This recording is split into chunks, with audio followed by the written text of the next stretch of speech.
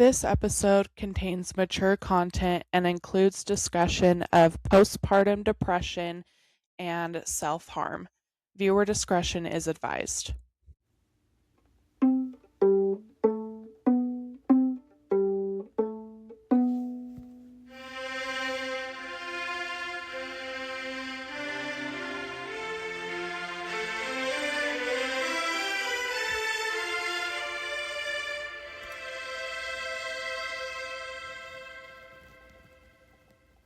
If you've been through something unthinkable, if you've ever been told not to share your story, to suck it up, buttercup, or thought, no one will believe me anyways, if you're still here fighting to figure out what comes next, then you have a story the world needs to hear, and we want to be the ones to help you share it. My name is Joe. And my name is Sam. And we are Project Tell Your Story. Today's a special episode for me in particular because we're interviewing a good friend of mine, Petra. So welcome to the show, Petra. Very happy to have you. Hello. I know you were so excited about it. I know. I was like, I hope she doesn't think that I'm so annoying because I'm just like, hello. Please come talk to us. Honestly, I need the push, just so. Yeah. I was like, she's probably over here like blocking me. I would never. Sweet. Well, Joe knows a lot about you. Yeah. I know a lot about you, but Sam knows nothing other than what I've told her. But our listeners know nothing. So tell us a little bit about yourself, Petra. Okay. So I am 28. I am a mom of 3. I like dancing and reading, and I am planning to start some college classes in the fall. That's awesome. What are you planning on studying? So it's going to be for Associate of Business. So I'm just starting at like the very bottom of like, this is basic, what I need, so that way I can build up. That's so cool. Exciting. Also, I just learned something new about you. I thought you only had 2 kids, so. Okay, well, so that's partially true. To be fair, 2 of them are the ones that I birthed, which are going to be who we're kind of going to talk about, like, pregnancy-wise. My 3rd one is a bonus child, is a stepchild. So don't feel like you were completely left out. Yeah, it's a bonus one. What? What? We love that. Especially because he's going to be 14 in December. Like, yeah, so I would have been about 14. So, yeah, I did not birth that one, but he is mine. Yeah. I like that. That's so exciting. I didn't know that. How awesome. Yeah. Of course, now he's taller than me and always wants to square up. I'm going to take him out of his knees. Take him out at the knees. Mm-hmm. I love that. Look, I recently watched a reel, and I wish I had saved it because this is on my mind because I was literally just telling someone about this afternoon. But this woman on this reel was talking about how women are told to be submissive, right? And like to, men in our marriages and our lives, in our jobs, like be submissive. And she was like, look, I'm married to a man. I love men. I'm raising sons. Like, I have no hatred towards men when I say this. And like women created man, like you all were birthed from a woman. So she goes, the creator does not submit to her creations. And I was like, snaps. So I feel like you can say that to your stepson when he's like, square up. And you're like, oh, the creator does not submit to her creations. I mean, you didn't create him, but like, he said close enough. Kids. Yeah. Yeah. Look here, bud. You're a creation of women. Oh, yeah. I'm going to use that. It actually made me think of when you said that you were going to take him out at the knees. I just read this book, and in one of the later series, there's this character that always says, I'm going to kneecap them bitches. And that just made me think about that. Oh, my. That's fabulous. Yeah. Yes, that's what you can say to him too. Sam was all inspirational and, women are amazing. We did not submit to our creations. And I'm all, kneecap those bitches. So that's Gonna the have to bring dynamic that you back. see between me and Joe. Yeah. Yeah. Yeah. So you said that you've watched our episodes, and we always try to do an icebreaker question just to make everybody feel a little bit comfortable. So the question that we have for you today is, what is one thing you can completely nerd out about? Here, I'm there for it. I don't know how well you can see it, but if you know, you know. It's book related. Like, I'm pretty sure you guys talked about it. We did. I love that book. Joe was over Sam here is like so oblivious. salivating. I'm like, I've heard about it. Sam, no. Get on Yeah, the same page. I should be. Here's the deal. I'm in a book club now, and so that should be next time it's my turn to suggest something. Maybe I'll suggest that because I haven't read it, and it's a hype, and I'm like, what is the hype about?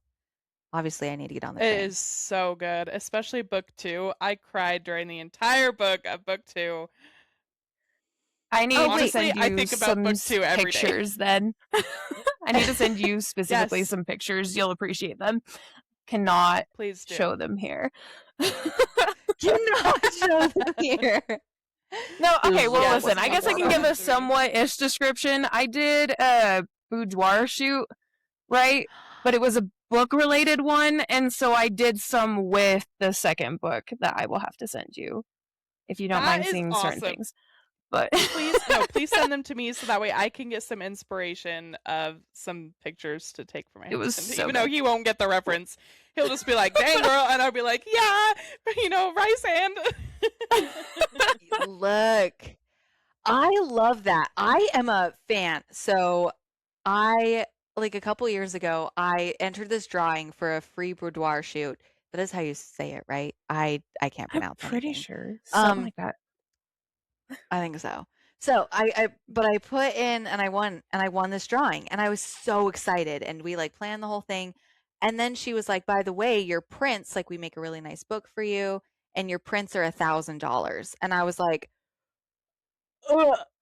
So then I said, oh my God. I was like, oh my God, I thought like the shoot was free. She's like, oh yeah, the shoot's like a $600 shoot.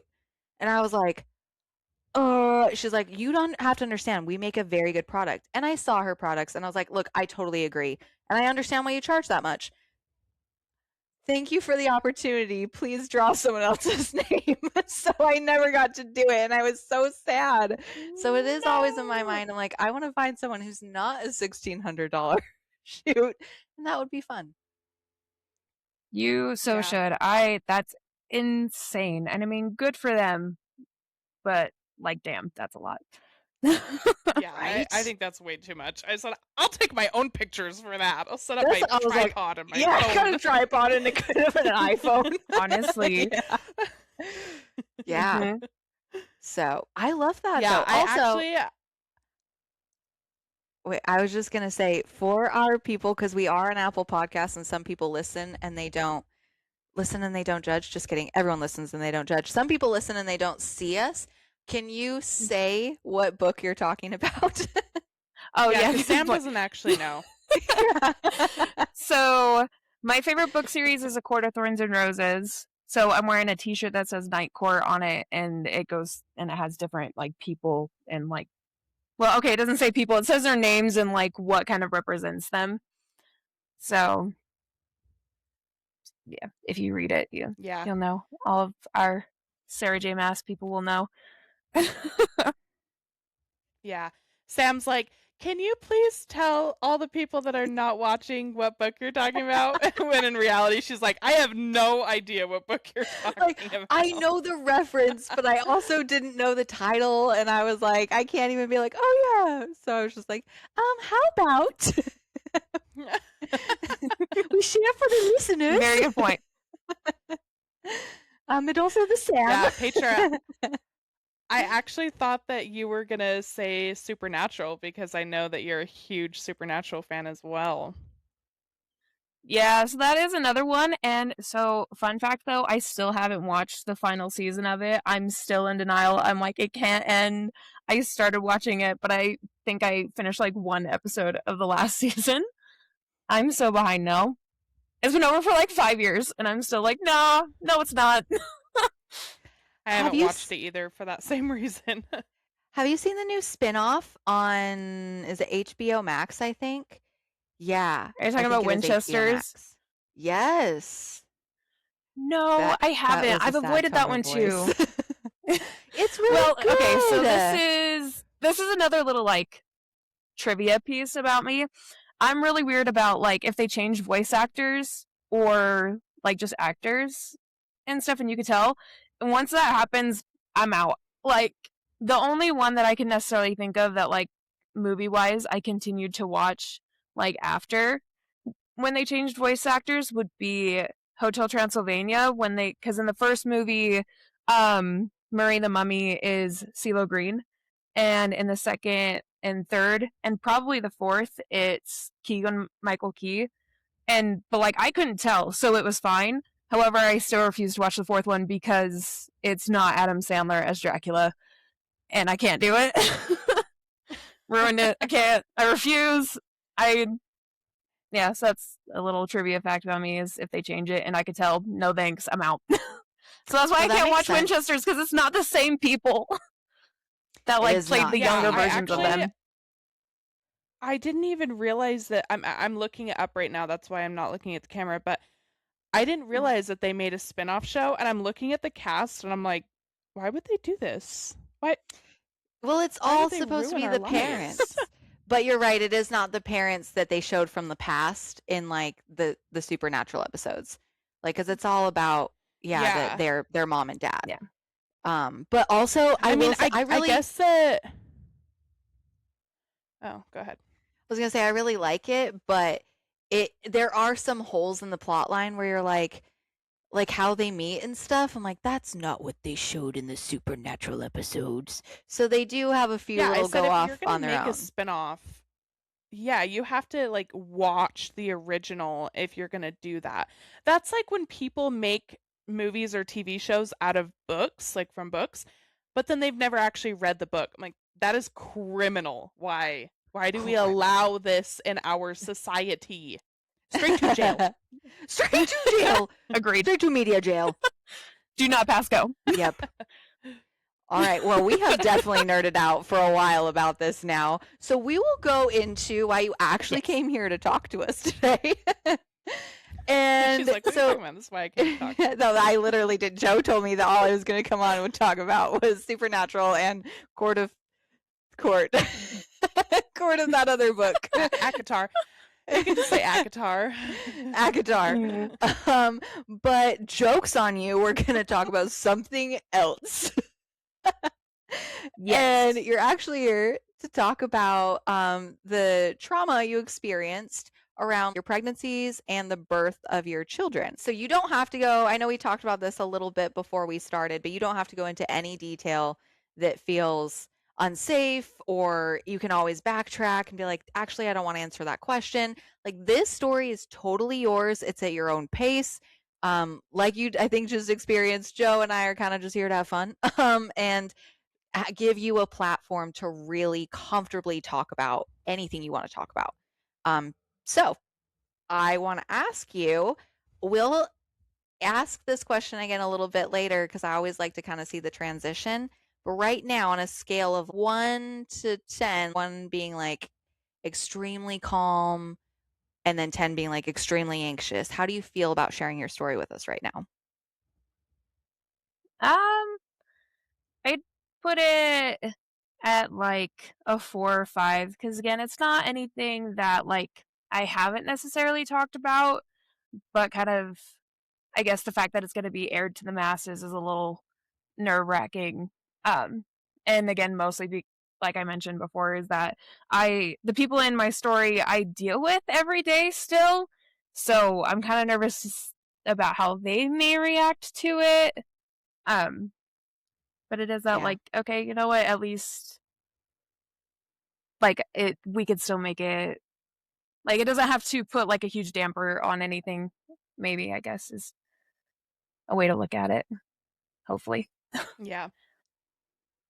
Mhm. Yeah. Hopefully, I hope that it doesn't cause any contention in your day-to-day life. Yeah. If it does, blame Joe. She's the one that asked you to come on. Be like, I had to come on this podcast. This girl would not leave me alone.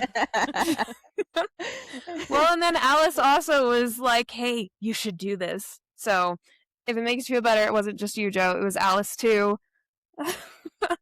Oh, that's so cool. Alice is honestly, she has been wrangling up interviews for us. She is the best.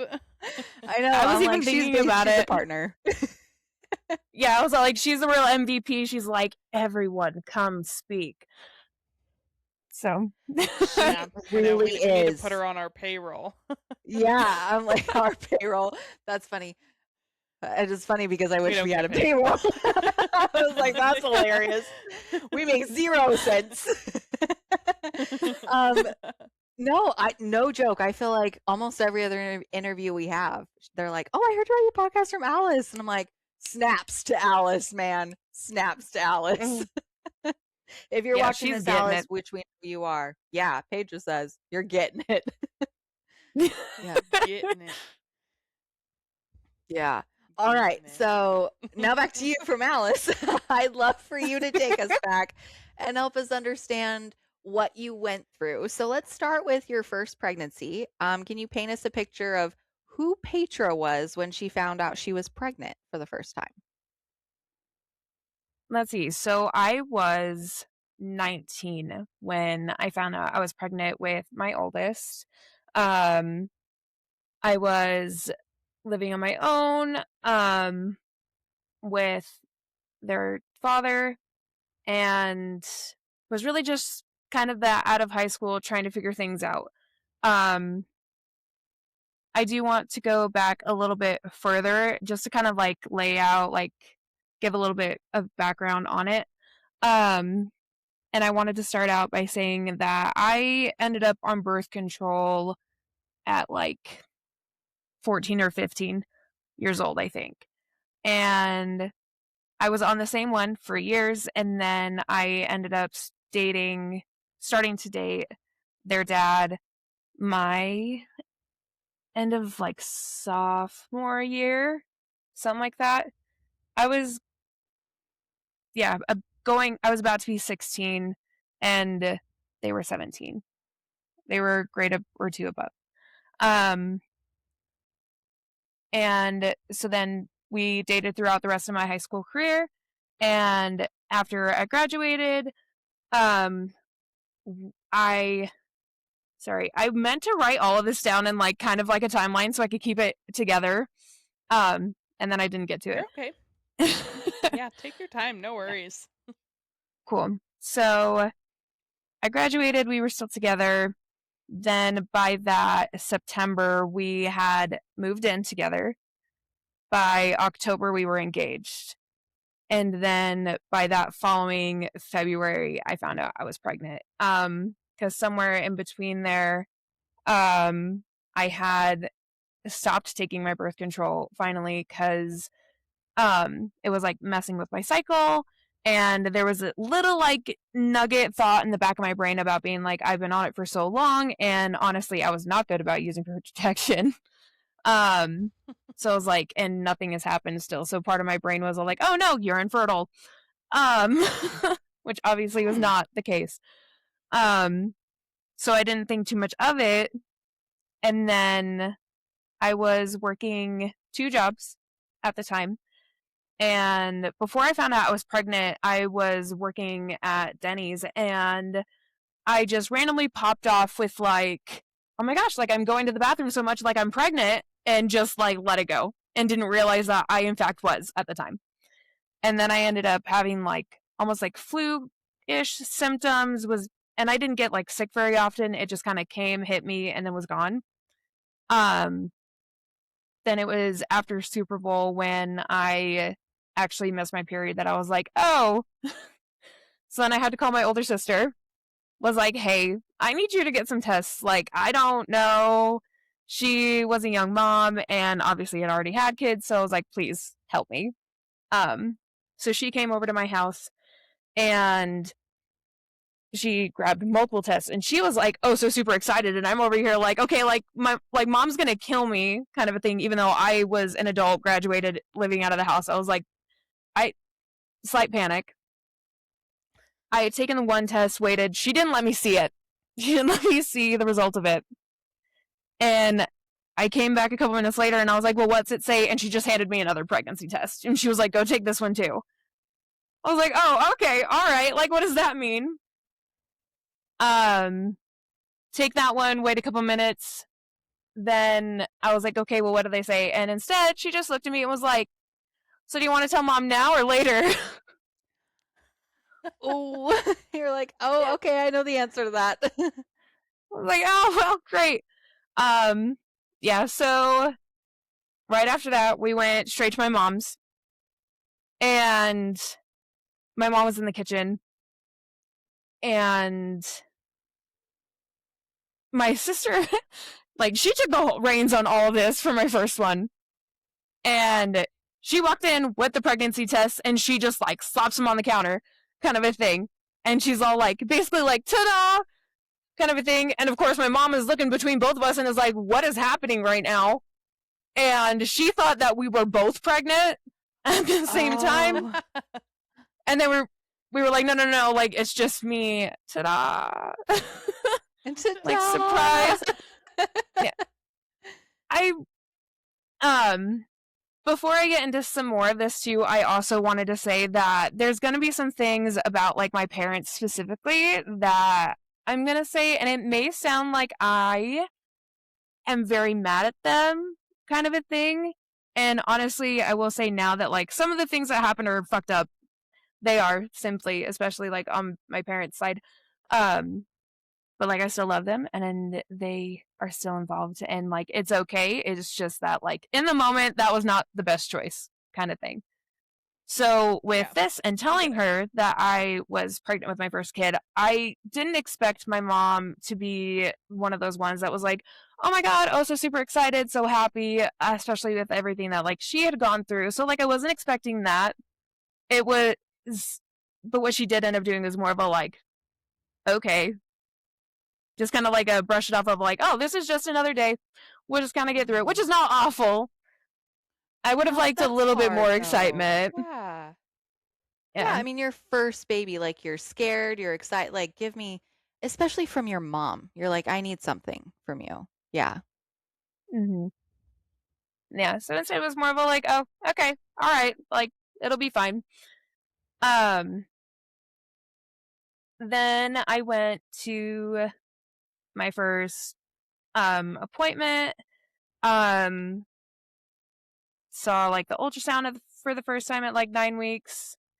That was an experience, like, even though you can't necessarily, like, see a whole lot, but, like, just kind of knowing it's there, like, immediately, like, my heart just, like, almost jumped out of my chest of, like, oh, holy shit, like, this is real, kind of a thing. Yeah.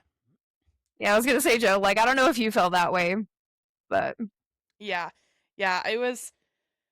Yeah, and and it's funny too because my husband, when we went and had our first ultrasound, he was like, "That's it," because it's just like a little blur on the screen, and the tech is like, "Yeah, that's your baby," and he's like, "Oh, I expected it to, like, I don't know, look like a human or something. It's just like a little blur," and I'm all, "Oh my God, that's our baby!" So, anyway, sorry, not to make that about me, but yes, I also felt the same way. Right. No, that's what I was asking. Then I actually can't remember if it was before or after that, like, first ultrasound where you could actually, like, kind of see the flutter of the heartbeat. I would have been about 9 weeks, and I was at work and I started getting cramps, and of course started to panic of like, great, what is happening? Because then there was some spotting bleeding. So I had to leave work and go to the emergency room, and everything ended up being fine. They told me that it was like late implantation bleeding, which I thought was kind of weird, but that definitely was rough, especially for that first, like, oh my gosh, this could happen. Like, everything Yeah. could go wrong. So, but yeah, luckily it was fine. There isn't, I guess, a whole lot to say during that pregnancy. Because honestly, on both my pregnancies, I lucked out. I really didn't have a whole lot of issues when it came to the pregnancy itself. I did end up getting preeclampsia towards the end of my pregnancy and had to go on bed rest, and we did some monitoring. I thought it was kind of funny when they did say that I had preeclampsia, though, and was starting to get kind of worried about it because that appointment that when we had went in before they had said, oh, like you're starting to get signs of preeclampsia, I felt totally cool, calm. I was like, everything is fine. And that's when they were like, hey, your blood pressure is a little high. And I was like, but I'm fine. What do you mean? But then that's why they were like, hey, these are some starting signs. We need you to go on bed rest for a week, come back, we'll do some tests, make sure that everything is fine. So we're in like early September now. So I found out just after Super Bowl that year. Went through, we're in September. Oh, I forgot in the middle of that too. So this isn't, again, like pregnancy related necessarily, but one of the things that I had to deal with was my grandma trying to tell my mom that me and their dad had to get married.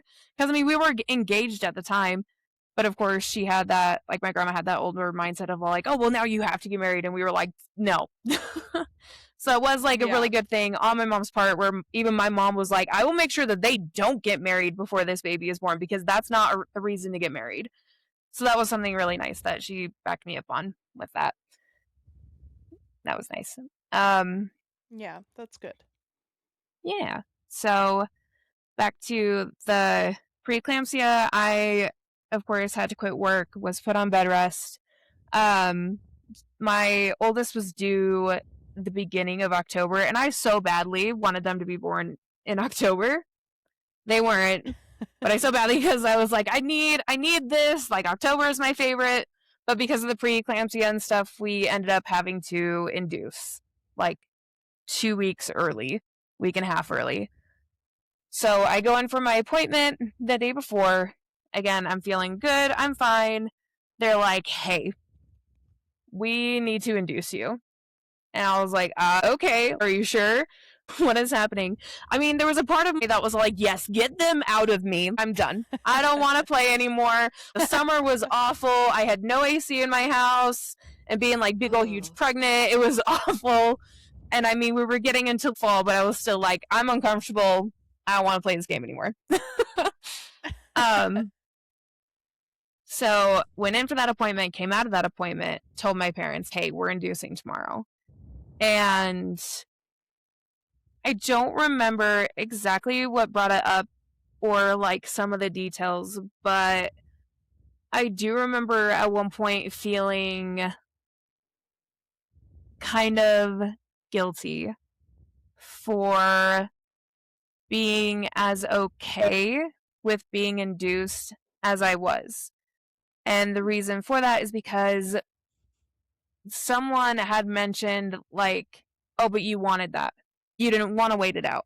You were hoping for this kind of thing. And I was like, actually, no. I mean, yeah, it's a part of, again, get them out of me, but it's not like I was like, oh yeah, no, let's run the risk of there being more issues or anything because of it. So that was another emotional blow kind of a thing of,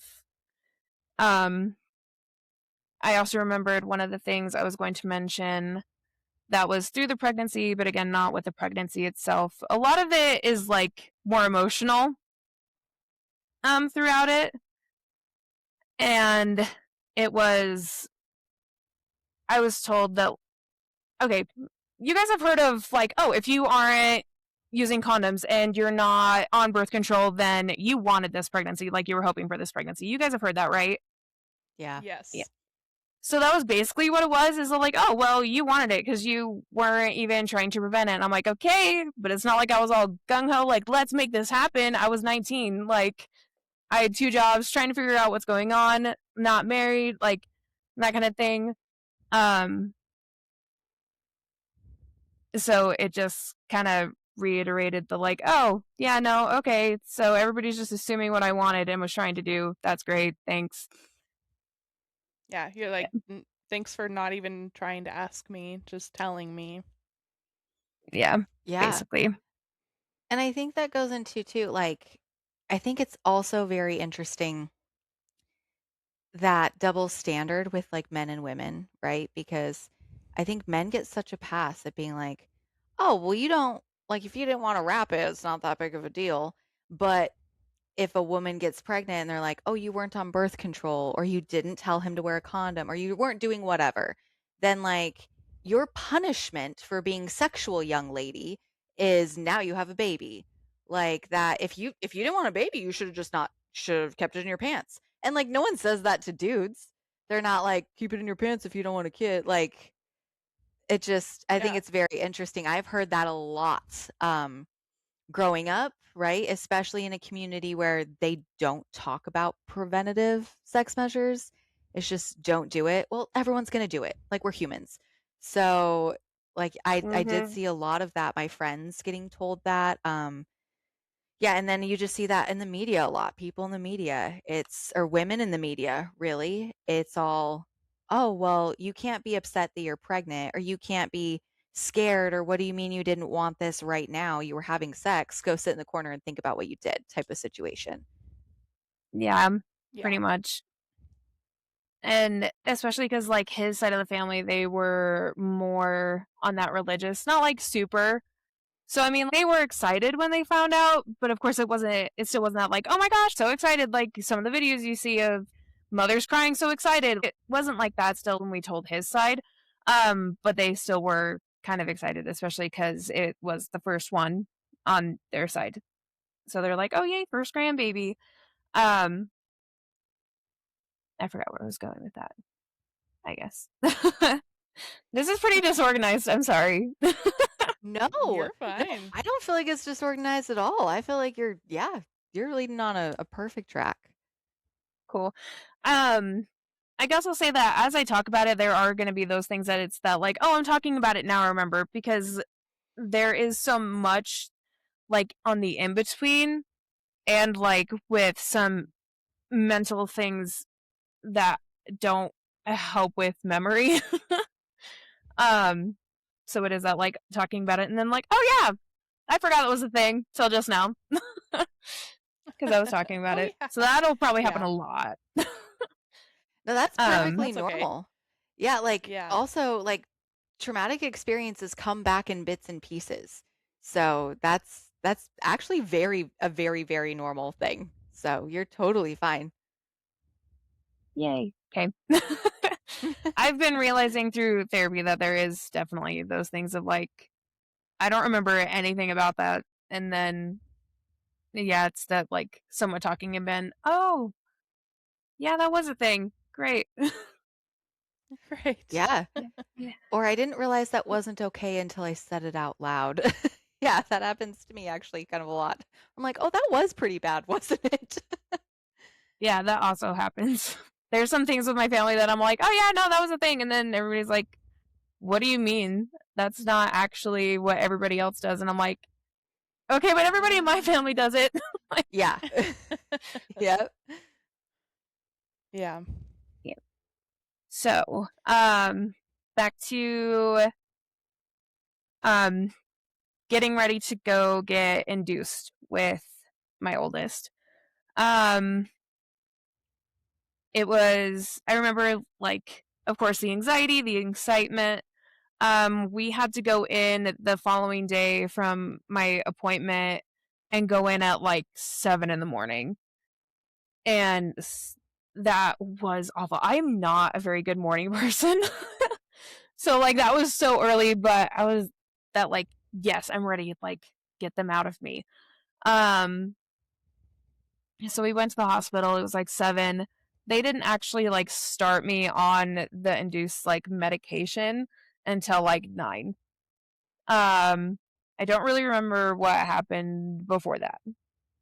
I do remember that we got like McDonald's before we went into the hospital though, because it was that like, I know I'm not going to be able to eat anything, so I'm getting McDonald's first. So we're sitting in the parking lot eating McDonald's before we go in. We end up going in. I tell my grandmother. My grandmother lives like 3 hours away. So we told her probably the day before and was like, hey, we're going to induce, so then that way she could actually come out and be there after they were born. I remember having so many people come in and out, like especially family and friends. There were so many people coming in and out. I remember like struggling to dilate because like I had kind of started dilating on my own before that. So like the last couple of checkups before, they were like, oh, you're at like 0.5 centimeter or 1 centimeter, and yes, they're flipped, like that kind of thing. But after like starting the Pitocin and the medication for induction, like it was just not progressing very well. And a weird little fact is I never felt like Braxton Hicks contractions my entire pregnancy. Like I don't remember feeling them at all. So also then my like water never broke. So it is very much going into like, yeah, we'll just pump you full of medication and hopefully get the ball rolling, and it wasn't rolling. So even though like the rest of my pregnancy was good, like this is where it starts to get like, what is happening? This is rough. So probably around like, so I've been on it since like 9 a.m. Finally around like 3:34, they come in and they're like, hey, like this is not really progressing. Let's see if we can like break your water, see if, because you are finally dilated enough for that, let's see if we can break your water, see if we'll get like the ball rolling some more, get it actually moving. So they go to break my water, and this makes me like giggle every time, because not only was it just like uncomfortable, but my doctor's sitting at, of course, like the end of the bed. And for those who don't know, when they break your water, they basically take like a crochet hook and like latch onto the amniotic sac and pull it. And that's how they break your water manually. So, so you're just like, that seems awful. Does it hurt? It's not, it doesn't necessarily hurt. It's just, it's super uncomfortable. And also, like, before that, again, the whole, like, just now remembering, super weird fun fact, one of my nurses was actually my elementary school, like, librarian. And I vaguely remembered her face, and then she actually remembered who I was, because, of course, like, my name is unique, like, you rarely ever meet anybody with that name. So like she put 2 and 2 together before I did. And then I was like, oh my gosh, like you've known me since I was in like 4th grade. And now here she is coming in. Yeah, being my nurse and checking my dilation. So also with that extra super uncomfortable, like physically uncomfortable, I had to have 2 people every single time they came in to check how dilated I was, check my dilation, which it was on that verge of like, this is painful. It's also just really uncomfortable because of course they have to like get in there to check it. And yeah, so it was like 2 people every time. And one of them was my elementary librarian. But my doctor was sitting on the edge of the bed going to break my water, and he ended up latching, he broke it, and then he ended up like jumping off the bed because there was just so much fluid that just started like pouring out. He had to jump off the bed. So I just giggle every time that I'm like, wow. Just like, oh shit. Like, oh shit. Like, that was a open lot. the floodgates. Yeah, the floodgates. Yeah. Yeah. That's funny because like I've seen I really like that media portrays like honest things that women go through now in some movies and TV shows. And I don't remember what movie it was that I was watching. But there was a movie where she talks about she was like, "Oh yeah, like if my water breaks, it's just like you pee a little, right?" And then her water breaks and it's just like all over. And in the movie, she says, "Why doesn't anyone like tell me that it's gonna be this bad?" So Yeah, the that's what it made me think gushing of with was you. yeah, it was a weird sensation. Just all of a sudden the like flush of just fluid. So they kind of get that cleaned up. Shortly after that, they come back in. They're like, "Hey, so the anesthesiologist is gonna leave soon. Did you want an epidural?" And at this point, like, I had barely felt any contractions. Oddly enough, I only felt contractions when I laid on my left side. So now they come back in, getting ready to do this epidural. So when they give you the epidural, you have to like arch your back as much as possible while you're pregnant. So you have this big old huge belly trying to arch your back as much as you can so they can get in between your vertebrae. So I have my legs on the edge of the bed, like swung over the edge, sitting on the edge, as I'm also gushing fluid everywhere still. And arching my back as much as I can as they do this epidural. And my anesthesiologist for this was amazing. I loved him. He did so great. He did like, I don't know if you guys ever watched Dr. Pimple Popper, but she talks about like, talkesthesia. And that's basically what he did to me in the midst of doing it. Was talking to me, was like, "Hey, this is what's happening." It was great. So also through this whole time, I have at least my their dad and my mom there. My mom came later because she had to work that day, but then was there like the rest of the time. So like they're there talking me through it. Of course, my mom is being an MVP and is all like, "Okay, breathe, hold my hand, it's gonna be okay." He's just kind of like, "All right, hold my hand. I don't know what to do here." Get the epidural done. They set me back, and they're like, "Okay, that's it, set. Let's see how things progress." And I ended up taking a nap in the midst of, being in active labor. But after they gave me the epidural, I was like, I relaxed enough that I was able to sleep. And after that is also when, I did start dilating more. And they were like, "Oh, you just needed to relax." So this could go. Your body had to relax. I remember at one point, like, laying there and feeling something like warm and squishy and weirdly fleshy. Was like, "What is that?" And then realized it was my leg that I was touching, like my bare leg. I didn't realize that that's what I was touching after that epidural kicked in. I'm just like, "Ew, what? Gross." Because of course you can't feel it on the opposite side. You only feel it with your hands. So it was just like, "Oh my gosh, my leg." So the night progresses. I'm dilating a little bit better. It's kind of actually like kicking in exponentially. And I have even more people come in. So by like just before I basically went into like deliver, I had their dad, his parents, my parents, my sister, and my grandma. So I had at least 7 people like at the hospital. Like in Were the they delivery room? in the room? Luckily, they weren't in the room while I was delivering. We kicked them out, but like they were chilling, waiting. So then, when I was actively delivering, it was just my mom and their dad, my kid's dad, that was in the room. But like while everybody you were else was out laboring? chilling in the hall.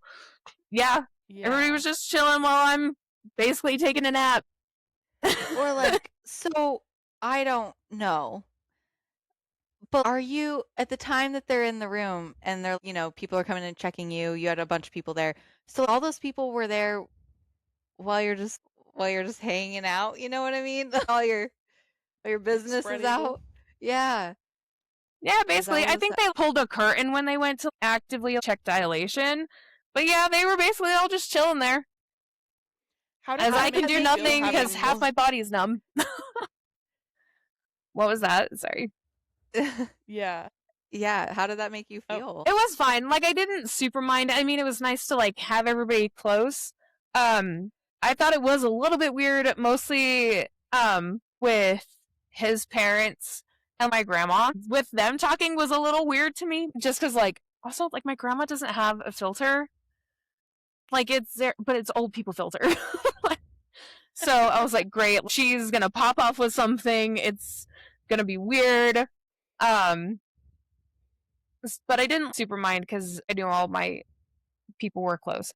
And of course it was that, like, oh, this is the first baby, so everybody's excited. I mean, they weren't the first baby on my side, because basically everybody in my family was a young mom. So I made it till I was 19, but basically everybody else was below 9, like they were actively like 15, 16. So definitely not the first on my side. But I don't remember, now that I'm thinking about it, I don't remember if his brother popped in for a minute or not. He might have. I don't think he was there when I, like out in the waiting room when I delivered. Because my little brother wasn't. He came after, but now I'm like, who else was there? I have a book somewhere that actually we had people sign it of like who was there. It's somewhere. You had so many people that they had to sign in who was there. Oh my gosh, I can't even imagine that. Well, like we had a little baby book thing that was like, oh yeah, these were all the people Yeah. that were there. So, because I even had That's like the so nurses good. sign it. Yeah. Oh, that's really cute. Aw. That is so good Yeah. for you. That I love that you had people that you were that close with, that you're like, no, there were so many people there, but I'm happy they were there. And I think Joe and I can be completely in sync and being like, that's my worst nightmare. Yeah. Especially after having a baby, because when I was pregnant and we were getting ready to deliver, I was like, oh, I want like my mom and my mother-in-law in the room with me and my husband. And I mean, I won't go into it, but neither one of them were able to make it in time. But anyways, now that I've had a baby, I'm like, oh, fuck no. I will not have a bunch of people in the room while I'm like literally dying. Yeah, so when I Anyways. actively went to deliver, they did kick everybody out except my mom and their dad. They were like, you can wait in the hall. So I do remember, of course, like they're laying me back, putting my legs in stirrups. My ex actually had to hold my leg there because I kept falling off the stirrup. So he actually had to hold my leg up there just to keep it, like, this needs to be open space. Went to deliver. I don't remember a whole lot. I remember my mom helping me breathe through it. I am not very good at breathing as a normal human. I'm really not, which is, like, I don't know how I made it through choir. Like, I don't use my diaphragm very well, so the fact that I made it through choir is kind of amazing. Because, like, when I was 16, my mom and I went and got our noses pierced for my 16th birthday. And I held my breath when they did it. And so then I went to stand up after and almost passed out. Because I was just holding my breath. Oh, because you had been holding your breath for so long. Yeah, because I was like, don't move, they have a needle. And then also growing up, like, vertigo runs in my family and stuff, so like the getting dizzy and that kind of a thing just randomly. And I also, maybe it makes sense for like preeclampsia because maybe it has something to do with blood pressure, but I would do the whole like, oh, stand up too fast, but like I used to actively collapse after, instead of just standing there like, whoa, I'm dizzy. Like, no, I would actually fall to the ground. So my mom knew she had to actually make sure I was breathing instead. So she luckily was there for that as he's holding my leg. We do the delivery, and when my son came out, he actually was like, he was head down, but his face was the wrong direction. So I tore, because of that. Yeah. Luckily, of course, I didn't feel it. But the delivery at that point was fine. As they're finishing up with me, like getting the placenta out and things, of course, like I'm super out of it because it does take so much out of you. Not even just like the medication, but trying to describe the feeling or where you are at mentally is just exhausted and almost like in and out of consciousness, I guess is kind of a way to put it. Because then, as my mom is still like chilling at my side and my son's dad is like over with him now, like at the warmer, making sure that he's all okay. They're trying to get the placenta out, which also, that is also awful because like they had to like massage your stomach to like get it to release from the wall, but like they would push on it too, and like that shit is uncomfortable and it hurts.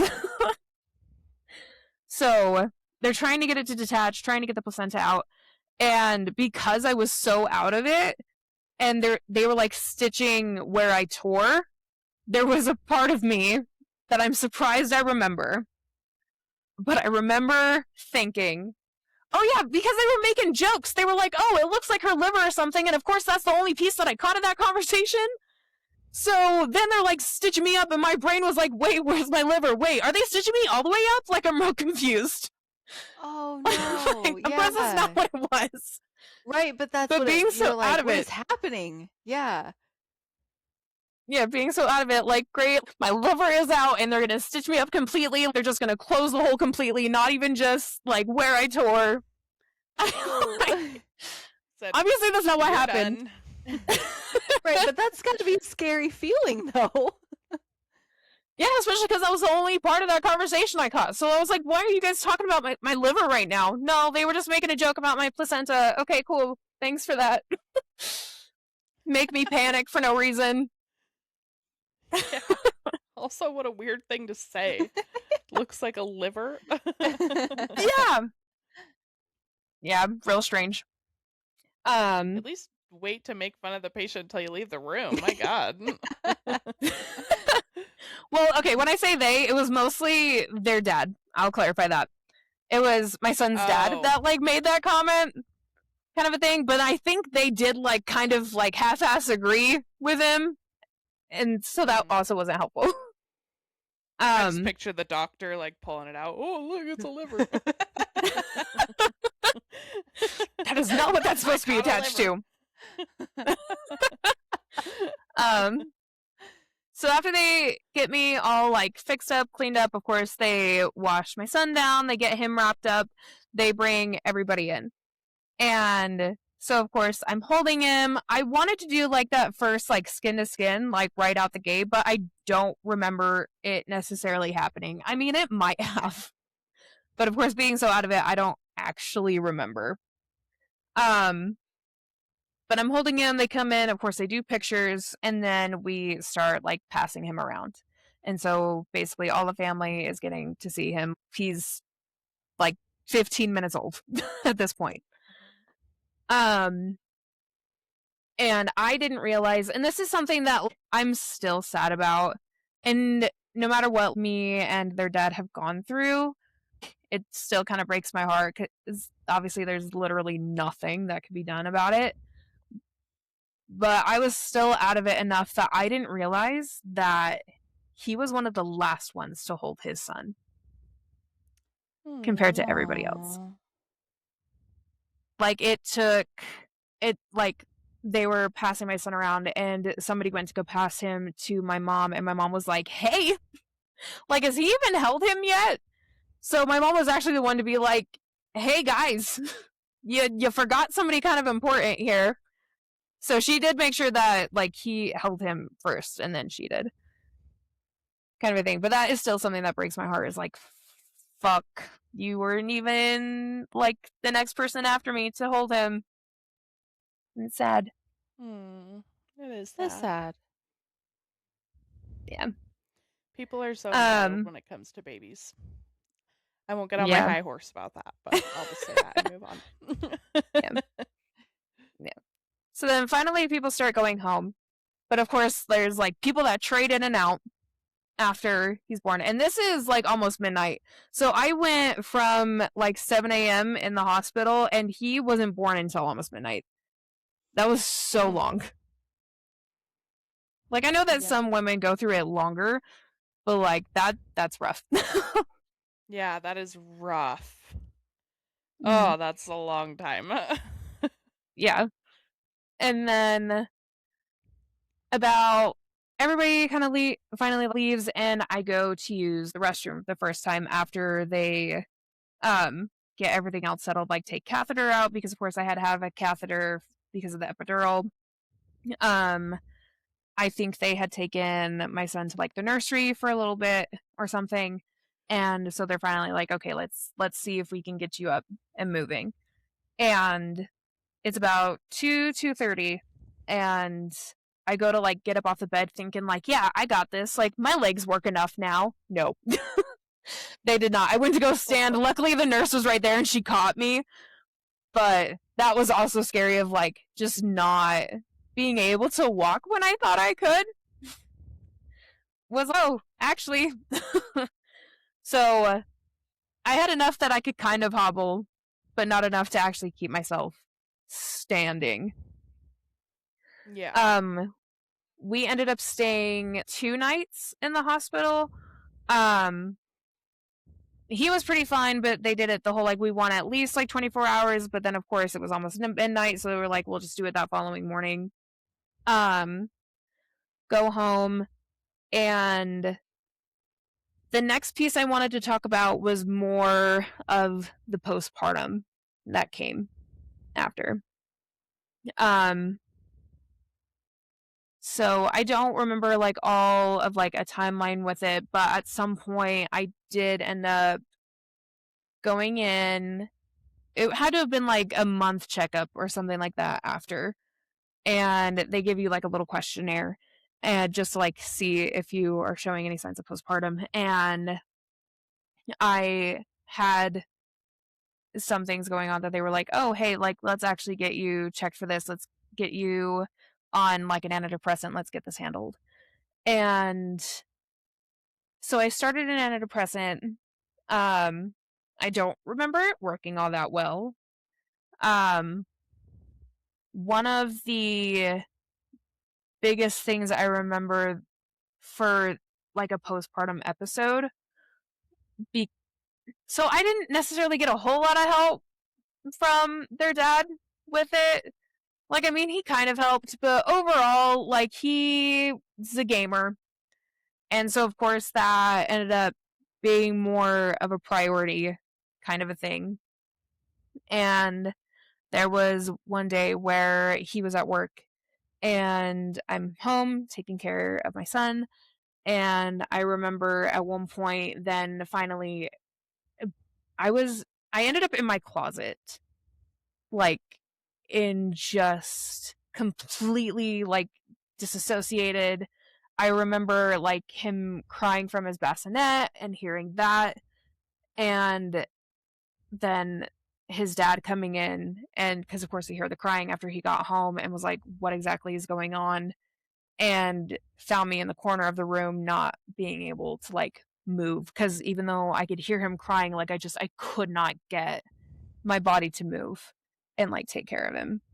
And I don't remember even like why or what set it off or anything, but that is a pretty big memory that I have with like an episode of postpartum. Yeah. And how did he react? That's really scary. Yeah. Yeah, how did your... He was mad at me. Yeah. That's really frustrating. He was mad at me for it. Yeah. Kind of freaking out, of course, because he's like, well, he's over here crying and you did nothing. And I couldn't I couldn't do anything. I couldn't even say anything. I couldn't even try and explain. Nothing. So, Yeah. I don't know what else I necessarily wanted to talk about with the first one. Um, I think I pretty much covered like the overall, like, this is kind of how the pregnancy went. This is like actively during birth and the little bit after.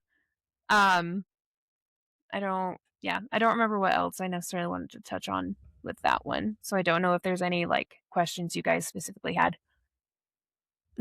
I did have a question. So when you're in the closet, you're like having this disassociation moment, your son is crying, you're not able to get up and care for him, and then your baby's dad comes home and he gets mad at you because like you're not taking care of the baby. What else do you remember about that? Like was he just like, "What are you doing? Why aren't you taking care of the baby?" Or was he did he have other times where he would get upset with you about, like, your postpartum depression and the things that you were going through? Do you feel like, because you said he wasn't super helpful, did he get mad at you during other times where you were struggling? I can't fully remember. Hmm. um, so honestly, there's some other unrelated things, like specifically to our topic today that I went through with them. So it is kind of hard to give a little bit more details on that. Yeah. That makes sense. Okay. Yeah. Yeah. Yeah. Yeah. I did have a question then. You mentioned, and maybe it's like you're like, oh yeah, I was ready to talk about that. Maybe I'm like preluding to something. You mentioned that you're like, look, I'm going to talk about some things that my parents did that like were not great. Um, what did that happen in that first pregnancy? And if so, like, what were those things if you feel comfortable sharing? So I don't remember all of them. I definitely the ones that I do remember are more along the lines of like, oh well, you didn't prevent it, so why are you even complaining? Kind of vibes. Um there may have been more, but not that I necessarily fully remember. More of what I remember, of course, is this most recent because my youngest just turned 6. So it is a little bit fresher. Whereas the other one is almost 9. Yeah. He's just Okay. getting to Well, be a big boy. that is so fun. 9 and 6 and 14. hmm Yeah, 9, 6, and 14. Oh, it is a lot at my house. That's so fun though. What a fun life. Yeah. Well, because So especially they cool. all have like such different personalities. So it's a lot. Yeah, I believe it. I only have one and it's a lot, so I get it. hmm Yeah. Okay, so are you ready to move into what happened with your second one? Yeah. We could do that. Um, Yeah. so with the slight little background on this one is I had my son, we were engaged. We were going to actually get married that year that he was born, but then it would have been like right too close like to the day, so we were like just kidding, we'll postpone it to the next year. Um so a little bit after my son turned 1, we ended up getting married. Um and I guess this is something that I can like talk about that isn't like fully related, but I guess to just give a little bit more of like the dynamics. Um Things had already been rough like in the relationship, and I had found out that he had been having an affair basically our entire relationship outside of the couple of times that I want to say before I even graduated, I knew that he had cheated on me at least once. And I still ended up giving that chance. And so then after my son was born and before we got married, I had found out about this basically like on and off affair that he had had online for years. And Online.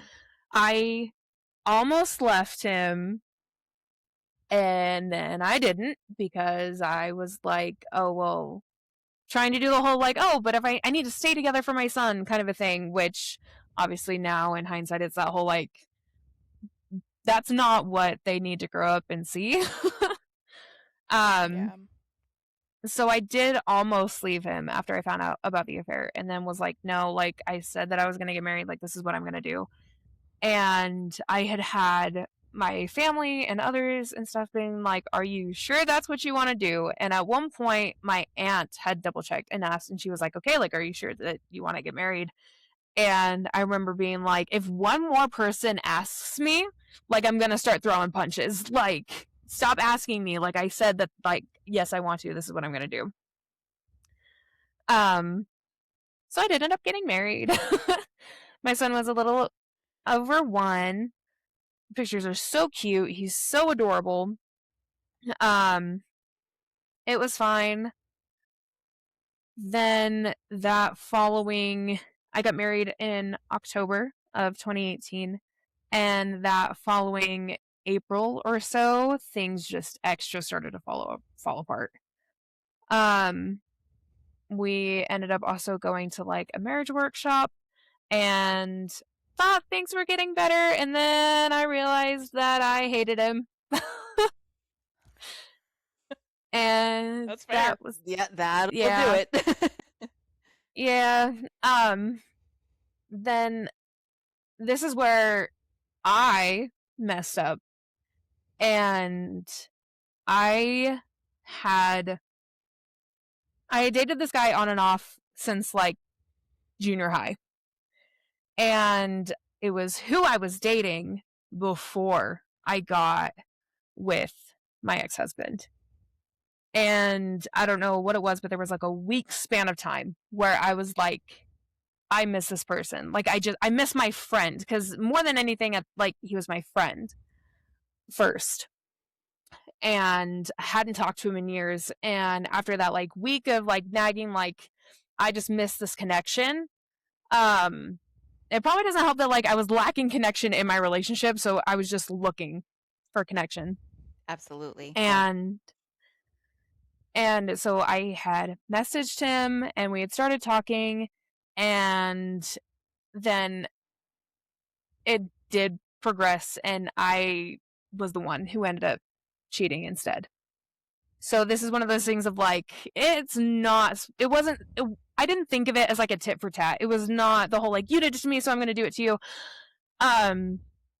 I did not have very good like self-esteem and things like that. And so of course it was that like, this person is giving me this attention, this connection, and it happens. But of course, like, I could acknowledge that like that's where I fucked up. One of the ways, I guess, because I probably shouldn't have gotten married to begin with, but still did. I also realized that I hated my ex-husband, and my son was having the worst tantrums. 1-year-olds and like 1.5-year-olds are supposed to have like pretty, I want to say rough tantrums, but maybe not. Maybe it's actually not supposed to be that way. But they were really rough. And the day after I ended up leaving his dad, immediate improvement. It was crazy, the percentage of improvement. And I was like, the back of my head, I was like, you little shit, you knew. You knew that I wasn't supposed to say. So Yeah, I thought that was you a could little funny. probably feel that like contention. Mm-hmm. Mhm. Yeah, that environment. Yeah. Yeah. So I ended up breaking up with his dad and ended up getting back with this guy for the like 4th time since middle school, junior high. And he had been around a lot, and then we finally were like, okay, we'll actually put a name to it. We'll actually start dating, as I'm also trying to get divorced.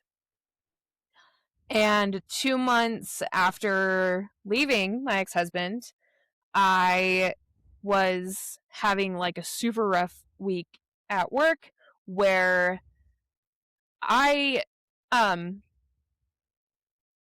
so I was born with like chronic acid reflux. So I've grown up my entire life with heartburn and just been like, oh, like this sucks, but like I can handle it. Not necessarily taking antacids or anything, but this week it was awful. It was horrid. It was something that like I was like, it has never been this bad before. And I was thinking, oh, it's probably because I'm eating stuff from work and now like my body's changing and it can't handle the stuff at work anymore.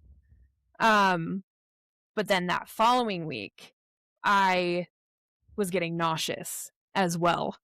And my brain went, oh, fuck. Because I had gotten back on birth control a couple months after my son was born and had it for about a year and a half. And then it started messing with me in the wrong ways. And plus, I was married at the time and I was like, oh, well, okay, like maybe we'll try for another one. So I got that birth control removed.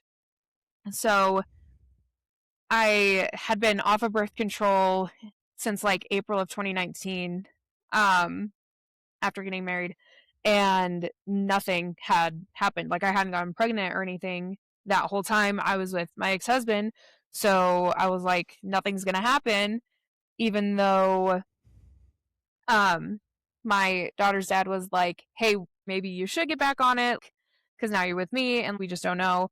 And I was like, or we can do other preventative measures. And of course, right when I was like, okay, fine, maybe I'll get back on it. Nope, just kidding. Just kidding, too late. Because I had the heartburn, then I had the nausea, then I took like 5 different tests. And like 3 of them were positive. So I went in and made an appointment and was like, hey, I need to get this checked. Went into that appointment and did, because they always like make you do one at the start of your appointment every single time you go. They always make you do a pregnancy test. So I went in, did their pregnancy test. They came back, they were like, hey, this is negative. And I was like, how about you try the fuck again? No, it's not. I was pretty like, no, I know that I'm pregnant at this point. So I made them give me a blood test. And I sat there for 15 minutes waiting, and it came back positive. And I was 3 weeks pregnant at that point. Like, I found out with my second incredibly early. I knew I was pregnant at 2 and had it confirmed at 3. So. Yeah. Yeah, your body just knows. Especially after you've been pregnant once, then you're like, oh, I recognize this. Yeah. And it was still different from the first, because with him, it was the whole constantly having to go to the bathroom. And then I had that weird flu thing going on for a split second. So I went and had it confirmed, came back because he had moved in with me at this point, me and my son, and was like, hey, here's this. Well, no, really, I think he made dinner and we went to go sit down like after and eat. And I was like, hey, the baby likes this. And I think that's how I told him. I think I have a video of it too, of me just being like, hey, the baby likes the food. And he was just like, cool. We knew that. We figured. And I was scared to tell my parents. Because in our family, we have this thing of, mostly my mom wants to know. Because, of course, as mom, like, yeah, I want you to tell me things. I want to know. And so I had it confirmed, and I thought it would be hilarious, because sometimes I think I'm funny. And I made a little fake application thing, because we also have this kind of joke in the family of like, we are not accepting any new family member applications. Kind of a thing. Funny. So I made one for this pregnancy announcement. Aww. Thinking that it would be hilarious. And there is also video of it somewhere where I had my friend come with me and I went to go give it to my mom. And this is where we get into the whole, like, that was not how you should have responded to that. I gave it to her. She kind of looked at it and she tossed it to the side and was like, I don't fucking want that.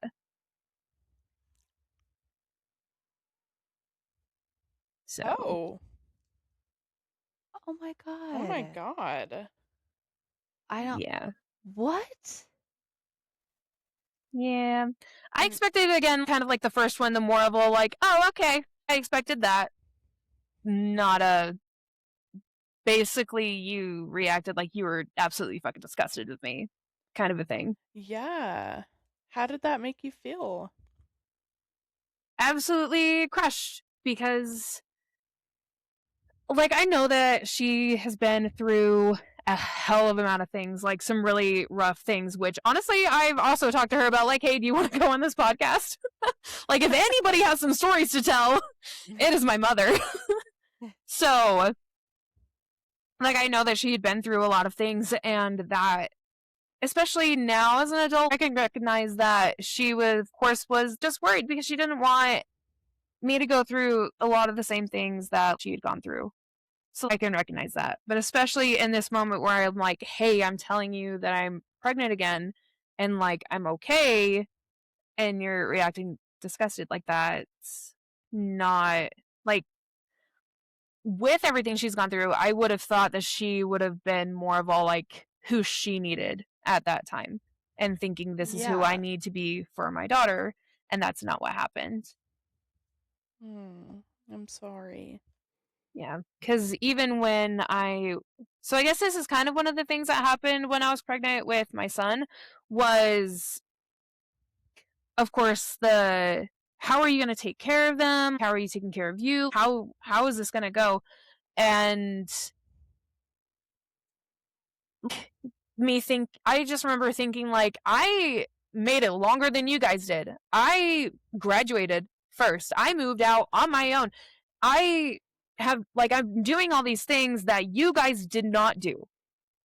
And you're still upset with me for, I'm further than you in life, and I'm still in trouble for doing something that you did, Yeah. even though, like, I wasn't, like, I didn't drop out of school. I didn't have kids at 15. So why does it sound so horrible? Yeah. So that was kind of kicking up again after this one. After saying that I was pregnant with my daughter. And one of the bigger things that came from also like my dad and stuff, this is where like he kind of comes in, is basically them telling me, how are you going to take care of another baby? You can't even take care of the one. You can't take care of yourself. How are you going to pull through this? You guys don't make a lot of money. So just extra making me feel like shit for being pregnant again. So what did they mean by you couldn't take care of your son? I think part of it was like the postpartum, and also Okay. because I was basically like fresh out of my marriage, I definitely think was a big part of it, which again is not to like condone or anything. There is a level of Right. understanding of that, like, just kind of worried because it was literally 2 months after separating from my ex-husband. Here I am, pregnant, not even divorced. So I do understand that little bit of concern, but also that's not what I need to fucking hear right now. Exactly. And I feel like for them to blame you saying like, "Oh, well, you had all of these issues postpartum with your first one, so what makes you think it's going to be any different?"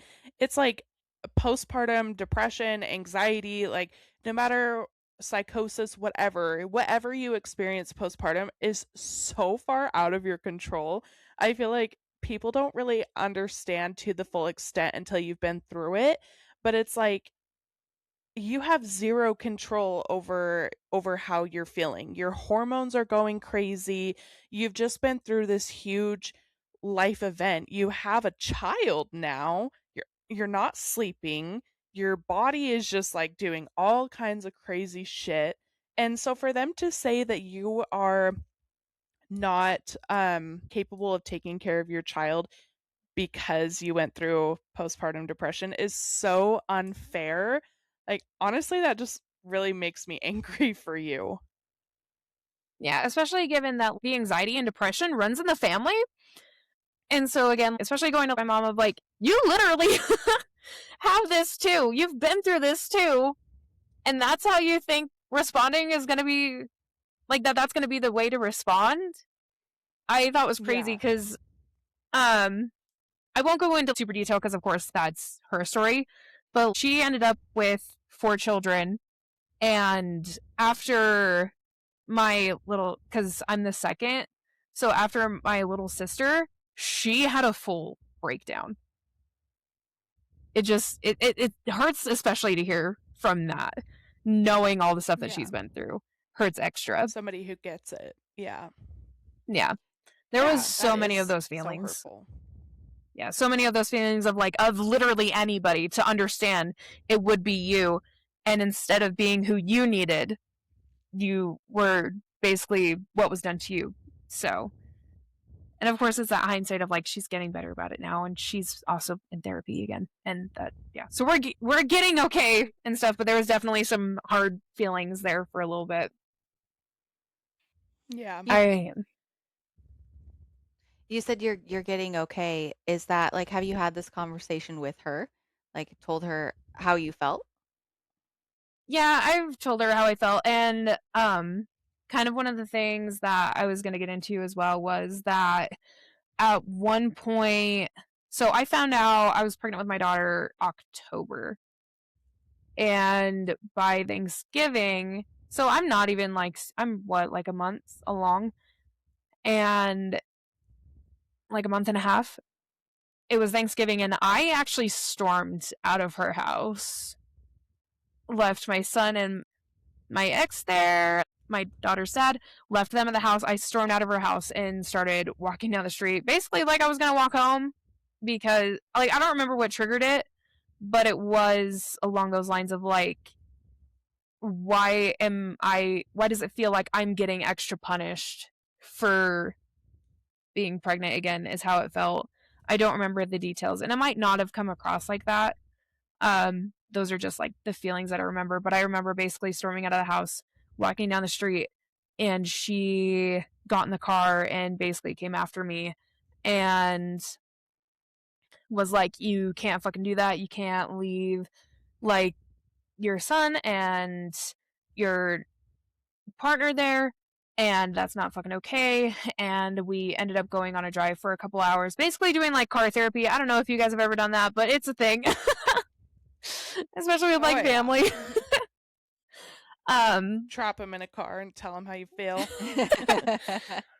Yeah, so I went off about how I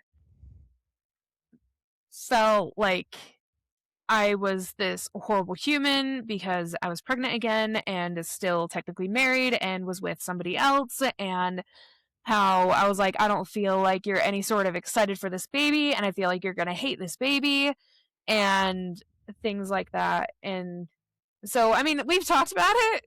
At that specific time, it was more of a like freak out, and obviously was not a constructive conversation, but was like, I'm not fucking okay with this. But I'm pretty sure it was after that freak out that she did start getting a little bit more excited, which is kind of sad now that I think about it. Then I kind of took my freaking out for that. Well, I mean, sometimes, right? I heard you say it wasn't. I don't know how constructive it was. Sometimes you just like the emotions need to be there. No amount of words are going to tell you how I feel or how you've hurt me. So I have to show you. I have to release the amount of emotion into the universe that I've been keeping inside my body, because that is the only way you're going to understand. And I believe that while I don't think we should be going around yelling and having breakdowns with everybody, there are certain situations where that is helpful, that is productive. Yes, I agree. Yeah. So after that, the rest of my pregnancy was pretty chill. Other than it was so long. It was such a long pregnancy. Especially because I did find out so early. The only thing that kind of re-remembering is that I did have moments during it where I questioned if it was possible to have postpartum while pregnant. And I don't exactly remember what was happening at the time, but I do remember actively being like, oh, holy shit, like I'm having these being re-triggered, and it does feel like postpartum, like it was after my son, but it's now while I'm actively pregnant. Yeah. That was kind of scary. Yeah. I call that prepartum.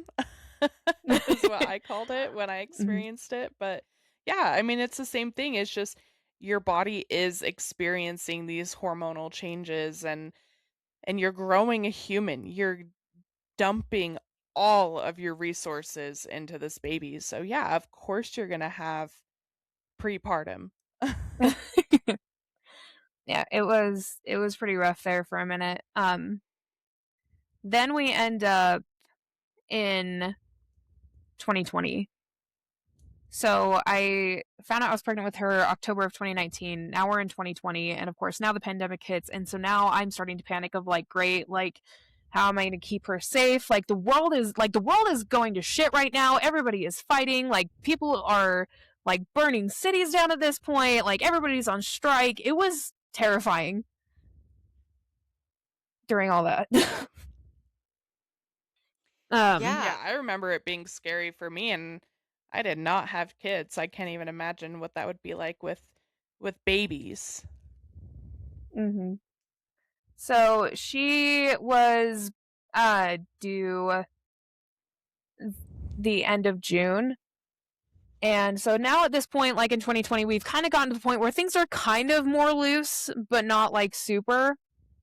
Because I was really worried about like, what are we going to do about when I go into labor? Because of course with that first one, I had like so many people there for the support. What am I going to do now? Because I am very much of like, I want all of my people.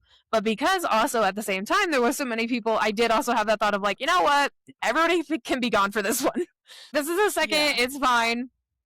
But I was really worried about if my mom was going to be there. And because I was like, I need her to help me breathe. Because that's what she did with that first one. So she actually ended up basically coaching my daughter's dad into being like, this is what you need to do with her so she can get through this. Make sure she breathes.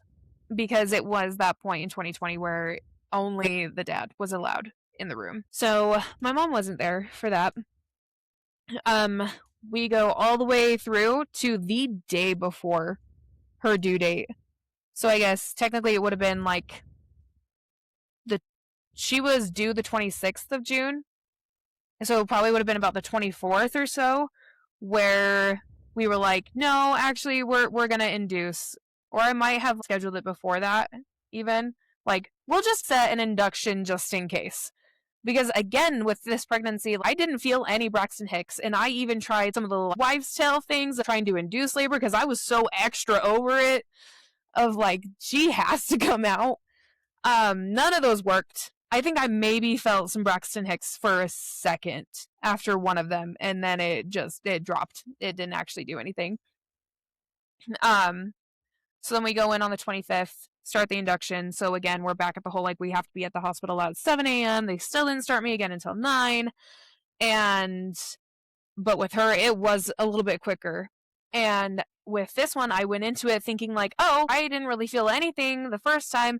We'll see how long I can go without like any sort of pain medication. We'll see if I actually feel these contractions, because there was a part of my brain that was like, oh, you never really felt much contractions, so you didn't actually go through labor and delivery. If that makes any sense. I don't know where that came from to induce that in my head. It's almost like when people are like, oh, you didn't have a vaginal delivery. You didn't actually deliver a baby. It's almost like that. Yeah, I was like, I don't know if that makes sense. But with it was, yeah. But for some reason, it was the contractions. So I was like, I'm going to see how long I can last. A fun little tidbit with this was that while I was in labor with my daughter, I watched Criminal Minds and colored. the whole time. That's awesome. I love that.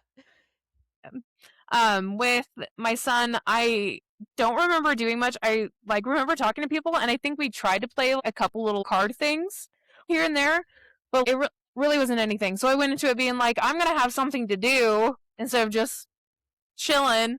Yeah, so I was like, criminal minds and coloring it is. And now I question my choices because I was like, I love my daughter. I love my daughter. She scares me though. In a funny way. But there are times where I'm like, did you like hear it enough in utero that instead of being an FBI profiler, you decided to be an unsub? Like, is that where we're going? Okay, I was gonna ask. I was like, so do you feel like having that on in your birth experience influenced your daughter's personality?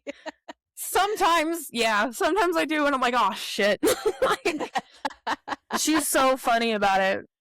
And obviously, like, I don't think she's gonna do anything like that. But at the same time, there's a small part of me that is like, I could see, like, she's 18 or even an adult, and I get a phone call like, hey, we think your daughter started a cult.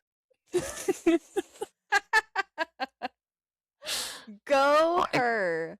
Yeah, she cracks me up.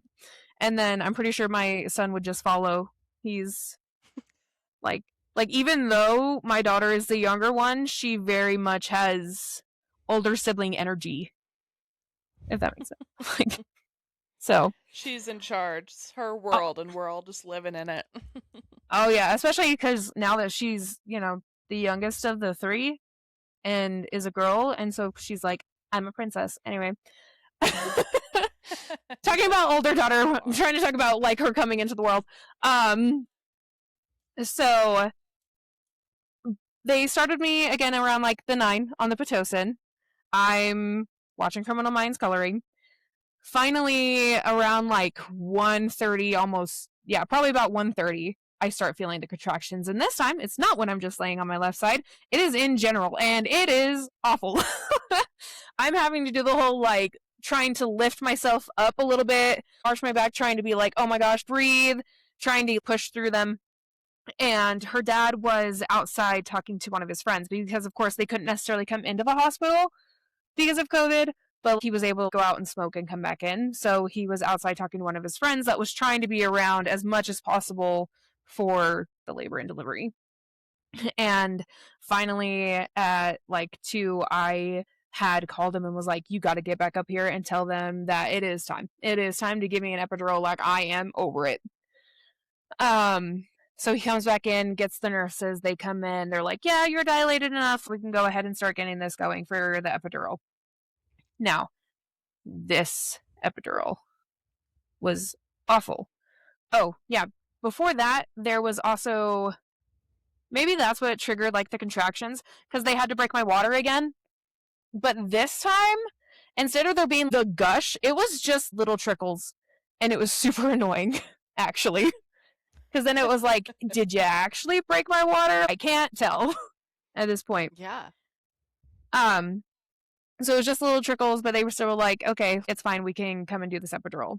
So there I am, again, legs over the side of the bed, trying to like hunch over as much as possible. Anesthesiologist comes in, and it's a different one, and which is fair because it had been like 3-4 years at this point. So it was a different guy. And they're trying to give me this epidural, and I'm trying to breathe, and my daughter's dad is, of course, trying to be like, hey, like, I'm right here. Let's get through this. And the anesthesiologist went too far to the side with the epidural as they're putting this in. Joe, I can see you like really uncomfortable. Like it, yeah. So they were like, of course, if you feel any pains on the side or something like that, because it's supposed to be just like pinch kind of a thing. But instead they went too far, I want to say to the right. And that shit was awful.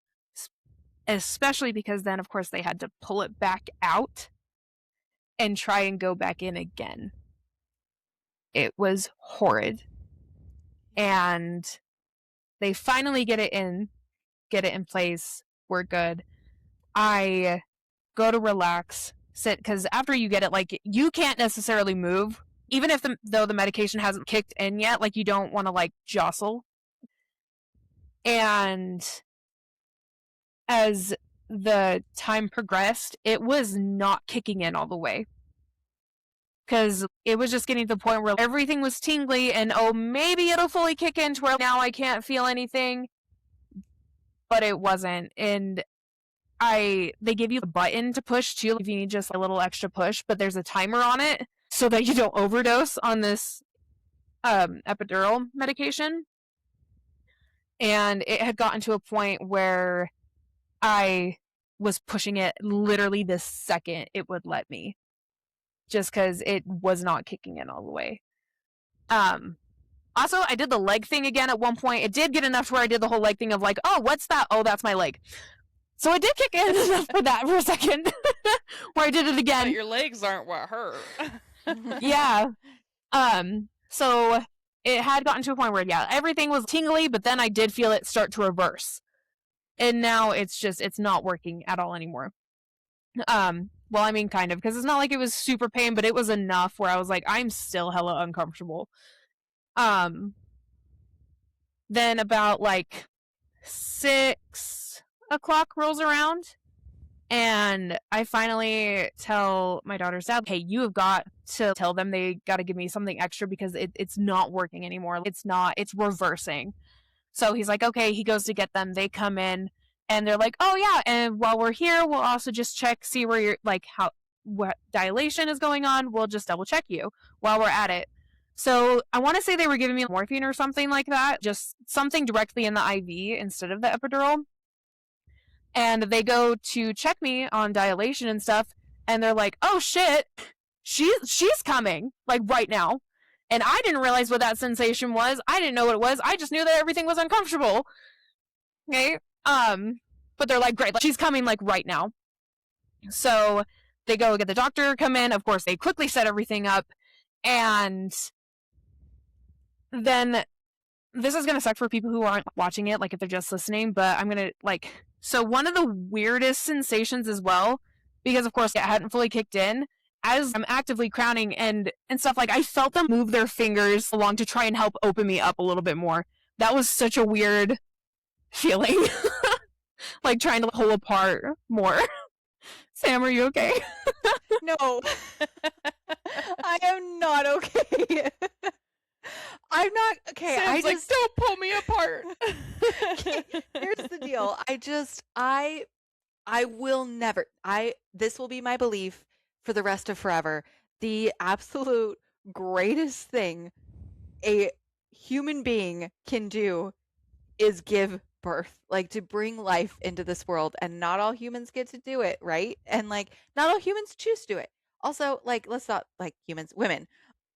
I think that women are just phenomenal. I'm like, this is why no one can convince me on any way, shape, or form that we are the weaker of the genders. Do you understand? And I want to say that because I think that when I meet a woman who has given birth, I'm like, I am not worthy to be in your presence. Like, I feel that so deeply, and not as an ironic thing. I firmly believe that. At this point in my life, don't want that. That's not something that I'm like, hey, I want to do that. And I need to let you know that it's because I hear what it's like, and I'm like, how does anybody? That's what I mean. I feel like I've just said a whole bunch of words that probably don't make sense, but I just feel like women who make the choice to have a baby, you're growing a baby, you're delivering a baby, and then also, like, raising a baby. Like, there are just so many things. Literally bow down to you. You are a goddess. The rest of us are not worthy to be in your presence. Please tell me someone is peeling you grapes every now and then. Like, that's what you deserve. And because I hear these stories and I'm like, what do you mean they opened you up with their fingers? Oh my god, so much. Yeah. Anyway, please continue. You're gonna just wanted to make sure, because I know that, yeah, there's a lot of people that are like, oh, this is how the birth story went, and yeah, it's that whole like, oh, here's your free birth control kind of a thing. Like, because Yeah. it was a really weird sensation, especially because, of course, with the first one I hadn't felt anything like that, and now here we are of like, oh, I can actually feel the pressure of it, because it didn't necessarily hurt, but it was that like really uncomfortable pressure where it's on the verge of being painful, just really strange. So I ended up delivering her. It ended up being okay, except for, okay, I say it ended up being okay, but she had came out and she didn't cry. So of course now I'm like, what the fuck happened? Is everything okay? Is she stillborn? What is happening? And I just see, because they have a blanket over my legs, the doctor is doing a weird like rubbing motion kind of a thing and mumbling, come on. And of course I didn't fully pay attention to it at the time, because I had hit that whole like, now I'm completely exhausted, wasted all of my energy, I'm about to pass out, in and out of consciousness type of a thing at the time. As luckily her dad was still right next to me and was like, hey, I'm right here, you got this, it's okay. And was right there with me. And finally she starts crying, and we're like, okay, I did the like skin to skin for a minute. She was pretty dark in color. And we were kind of worried about that. They take her to the warmer, get her cleaned up, and that kind of thing. Then of course they started trying to get the placenta out, and this one they were like tugging as well. Ooh. Yeah. That also was a weird sensation, because of course it's coming from inside my body, this tugging, and they're like trying to pull it out. Finally it detaches, they pull the placenta out, and then they end up like half showing it to me, mostly because I did ask, because they were like, oh well, it had started to calcify.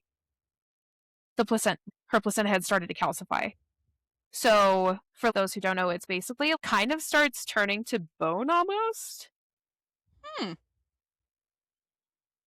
After we get me fixed, cleaned up, set back up, they end up leaving. Of course, I'm trying to nurse her for the first time. Things seem pretty chill.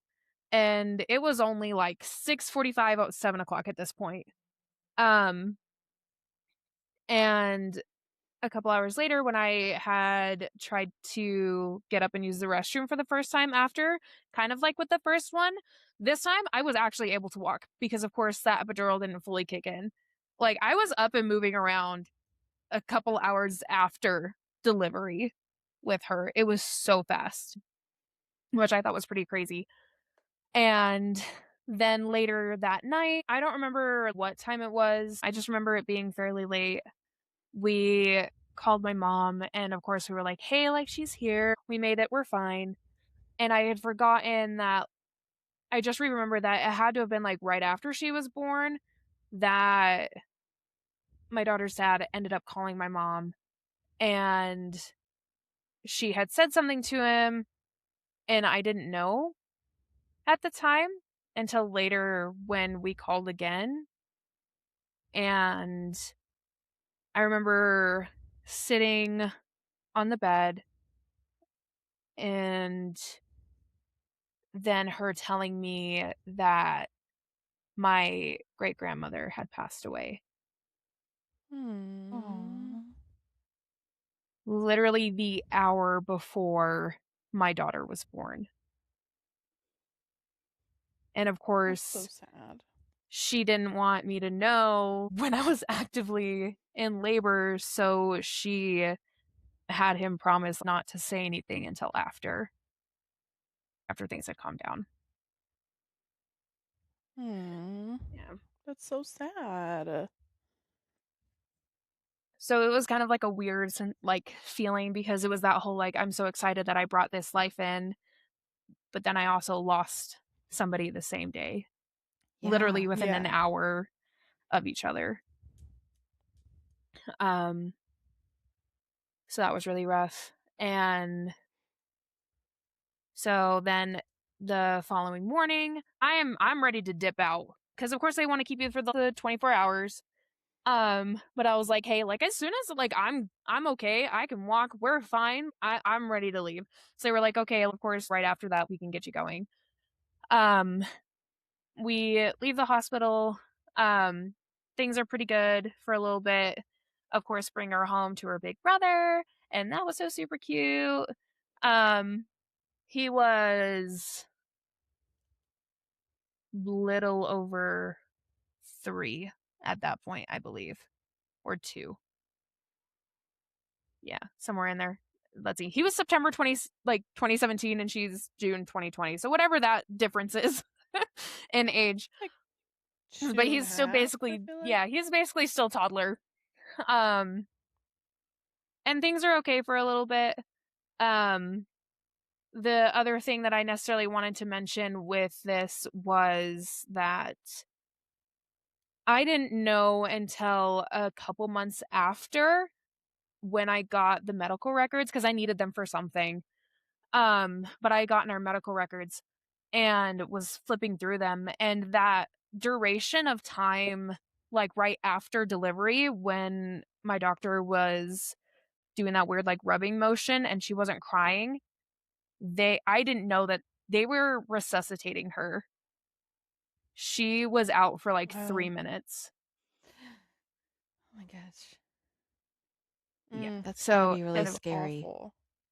Yeah, and of course, and I didn't actually know until like a couple months later, at least, that that's what was happening. So I definitely firmly believe that she suffocated in the birth canal because we didn't know that she was crowning. Yeah. So I feel like that's something that they should tell you later. Obviously not in the moment because they don't want you to freak out, but later they should be like, "Hey, just so you know, this is what happened." Because also it's like you want to like there's things that I feel like there's things that they would be like, "Hey, this is what you need to watch for that could possibly occur because of what had happened, whatever." And then also because they had to resuscitate her, didn't she go to the NICU? no, actually, they didn't put her in the NICU, which is actually kind of strange. I know that they kept her in the warmer and that her color took a minute to come back, kind of a thing. So they were worried about her color, but then she was responsive after. Yeah. Now that you mention it, yeah, why didn't they? But I mean, I guess she was breathing. I don't know. Yeah. It's kind of strange. Yeah, because I feel like they would want to monitor to make sure that she continues to breathe. You know what I mean? But I don't know. Honestly, I mean that was several years ago and I don't work in labor and delivery, so I don't know. But personally that's how I would feel. But I definitely feel like they should have told you that happened. You are her parents and you should know everything that's going on with your child. So I feel like they definitely should have told you, and again, I will be upset for you. Yeah. Well, and then it was also just strange, and where I was panicking was that like so one of course the things that they like to wait for, so of course in that 24 hours is having them pass their first meconium. She never did. And she never did. Home? Yeah, and they still sent me home, even though I was kind of like, hey, like, are we good? I think at one point they also tried to clear her stomach as well. I don't remember if it was because she wasn't keeping anything down or what it was about. I don't specifically remember, but I think at one point they tried to clear her stomach as well. Like with an NG tube, they tried to suck out her stomach? I think so. Stupid fly. Yeah, see? Stuff like that, and I'm like, yeah, I don't remember all of it. Yeah. It was out of it too much. Well, what a traumatic way to enter the world. No wonder she's going to be an unsub. Yeah, she's so funny. She's kind of scary, but she's so funny. She's like, I felt my own life slip away. Now I must feel others. So, okay, just to kind of feed on that a little bit, I do want to tell this little story about her. Yes, please do. Just like, she is the cutest thing. Again, so cute, so funny. of course, scared the shit out of me right at the start of her life. So it would have been like 2 to 3 years ago. She was in Head Start, and I went to go pick her up. And I walk in, and they're like, "Oh yeah, she's just over here. She's playing with Play-Doh." And they're like, "Oh well, I guess she's making pie, quote unquote, you know, because of course she's using her imagination." And they bring me over, and they're like, "Hey, why don't you tell mom what you're making? Like what kind of pie you're making?" And she's just playing with it for a minute, and she's kind of like giggling, not necessarily saying anything. And then I don't remember if it was actually her or if it was the teacher, but then one of them ended up saying children pie. And then I was like, and then she was saying, oh no, that's when the teacher was like, yeah, apparently she's making children pie from 5-year-olds that she found from outside. And they're just looking at me, and I'm like, guys, I got nothing. I am so sorry. I got nothing. I don't know what to tell you. You're just like, she did not hear that from me. Yeah. These are the ashes of the problem children. The problem children. Something. I was just like, I have no idea even remotely close where she got that, where she heard it. I got nothing. I cannot help you.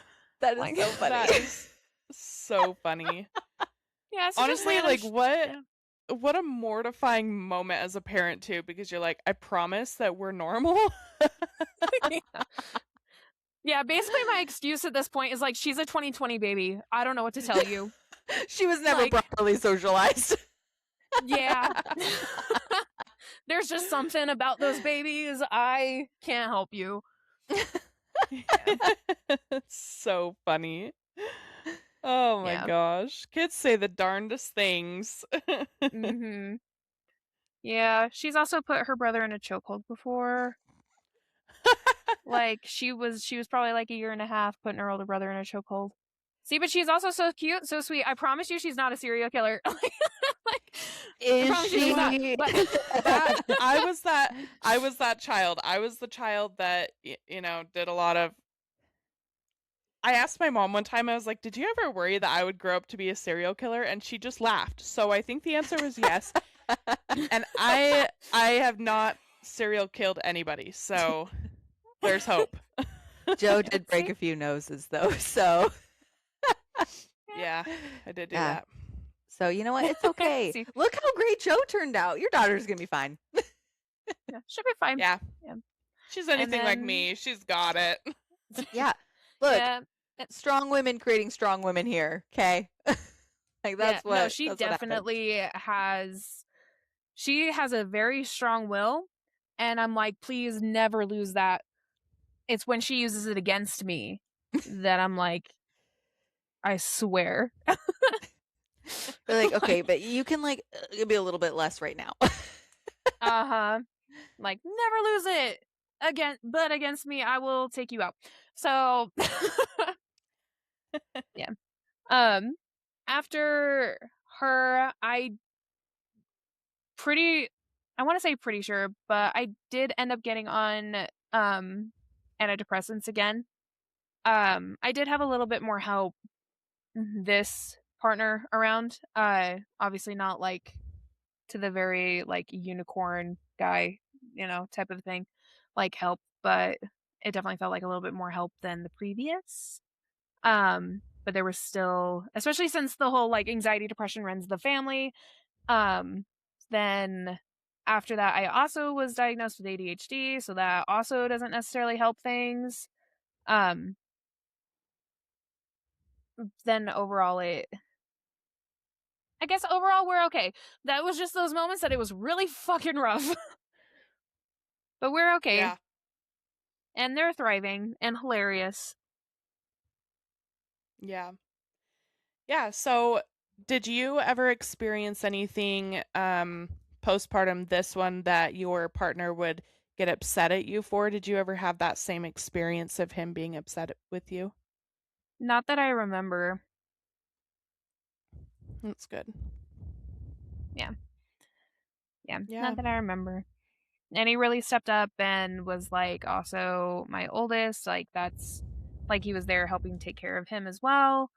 Um, I guess the only other like postpartum thing that I can think of, which maybe isn't actually postpartum, especially given another diagnosis I got this year of like, oh shit, that's probably what that um, was I would slightly like panic and start to get angry if like especially my oldest wasn't going to bed, and if we had anybody around, I would be like, shit, I can't get him to go to sleep. I can't. He's not stopping. He's just in and out of bed. He won't just stay. He's crying and freaking out for no reason. And I would get angry. And just that anxiety of like, shit, everybody around is going to judge and that kind of a thing.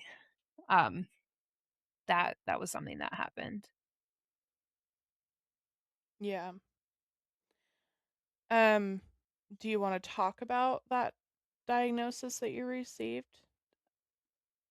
I mean, I can mention it. I don't know how much to say about it, but I have thought about doing another episode about it, especially the more I learn. So in I want to say April of this year, we found out and realized that I have borderline personality disorder. Mm, that's hard. So it's definitely brought up some things of like, oh shit, that's what that was. That would have been nice to fucking know. Yeah. So Well, and that's I been bet a rough thing. going through all the hormonal changes that your body, like I heard you say, I don't know if this was postpartum or not, or maybe I got diagnosed with something later, maybe that was it. I mean, two things can be true. Like that having a personality disorder as well as your body and your mind is all fucked up because of all the hormonal changes that you've just experienced. Not only like, I mean, we talk about all the hormonal changes that have happened because you just gave birth, but you had constant hormonal changes for 9 months straight. And all of a sudden it's gone. And there's so many, I really love how Joe put it. It's so far out of your control. So that might have been, I mean, I don't know, I'm not a doctor nor a therapist, but that might have been two things, right? That your personality disorder as well as that just influx of emotion and hormones that were happening. And also, I mean, I've I that's not happening to me. And if I had like a 2 to 3 year old who was fighting me at bedtime, I probably would get extremely angry too. Like, I think on top of just a natural human parent reaction to like a tantrum child right before bed, like I can imagine that was just also just a very human response to feel so Yeah. angry. And I mean, I'm not here to tell you how you feel. I hope that's not how it's coming off. I just, from what I'm hearing you say in my perspective, I'm just saying it could have been like a multitude of things or all of them. All of the above. Yeah. Well, it definitely can be like an all above thing. So, altogether, I have been diagnosed with anxiety and depression and ADHD and a borderline personality disorder. So, it's just basically a fuck fest that I just continue to learn more about. And it's like, oh, great. Thanks. So, we'll just add that This to the fuck pile of it's fest. not that it's anything that I can't work through and obviously like grow, which is yay, great. It just so happens I have some extra hurdles compared to others to work through. Yeah. Yeah, Yeah. no, I think, and also that can be, I don't mean to diminish what you're saying. I hope this doesn't come across as that, but that is just part of your greatness, right? Like I meet people who have struggles that I don't have, and I'm like, wow, but you still keep going. Like there are things that I'm like, man, it's hard to get out of bed some days, and someone's like, yeah, I struggle. There can be a person that comes and says, I struggle with extreme depression, and I get out of bed, and it's just like my I can't get out of bed is because I got 4 hours of sleep. Your I can't get out of bed is an entirely different scenario. Mine is within my control, yours is not.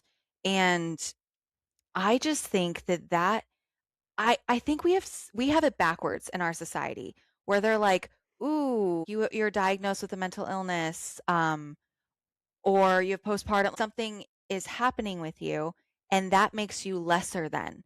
And I'm like, "Nah, because you have to be fucking tough to be able to go through life and still succeed and be resilient and be a mom and be a productive member of society and hold down a job and be a partner. And just there are so many things that you're showing up in your everyday life that are 10 times harder for you than anybody else." And that I think all in all, we have it wrong when it's like, oh, someone like Petra is lesser than or not as good because she has like an XYZ thing. No, I think we should be like, no, Petra's fucking awesome. Like she's doing things that none of y'all could do. Like y'all are having a hard time doing just normal shit, and she's doing your normal shit plus some, and it's hard. Like the normal shit is hard. I think that well, I'm not um I don't mean to dismiss the fact that it is fucking hard at all. Like that sucks. Also, I think you're stronger than the rest of us. Oh, thanks. I mean It it. definitely gives that little bit of validation. I Because, yeah, it definitely has been a struggle in realizing through this diagnosis of like, these are all of the signs that everybody missed. And honestly, if we have a second to kind of explain how I got this diagnosis, if that yeah. is cool. And like, it's not exactly with the birthing stuff. But it does affect, of course, like my parenting now and like them growing up now. So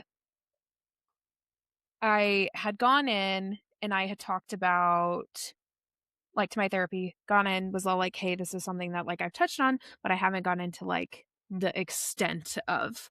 And I was talking about how um I don't know when it started, but like the self-abuse kind of a thing. Like I vaguely remember really young scratching my face in the middle of a tantrum, like over and over, up and down.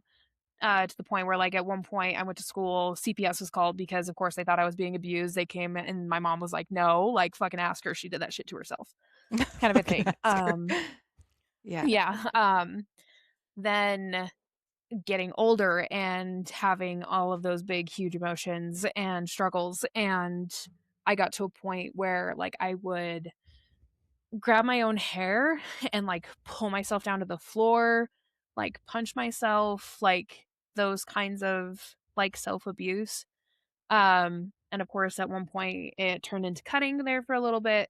So I was talking to my therapist about it, being like, I've done it as an adult. Obviously the older I get, like the less I like frequent I have those episodes. And especially since I have my children, like I have had a couple of them. And unfortunately, at least my son has seen one of them. He was really young, but still. Um, just because like I could not handle the emotions. And so I was talking to my therapist about it, and she was like, okay, I've been thinking this for a while, but let's do these assessments. And I'm like, great. Like, what? What's up now? So she gives me like 3 different assessments. The first one, I was like, okay, cool, fine. The second one, I was like, why exactly do you have all the perfect words for literally everything I've been trying to explain to these people for fucking ever? And how is it that you just have all the right ways to explain it? What the fuck? And she was like, don't panic, we'll come back to it. Gives me the third one. Okay, fine, whatever. So then we go back through and she's like, okay, the first one was for bipolar. You don't meet criteria for bipolar. And I was like, okay, I mean, I kind of wondered, but all right. She was like, the third one was for OCD. Also don't meet criteria. She comes back. She's like, the second one, though, is for borderline. Now, she was like, not something to panic over. Just listen. So I met 8 of 9 criteria. Wow. So that was not fun. Yeah. So she was like, hey, this is it. And of course she did it right at the end of the session. And I was listening to a stand-up comedian recently, and he was like, that should be illegal. And stuff, like bringing this realization like right at the end of a session. Yeah. And I felt it. She was like, hey, we're out of time. This is what it is. Do not for the next week like look into it at all.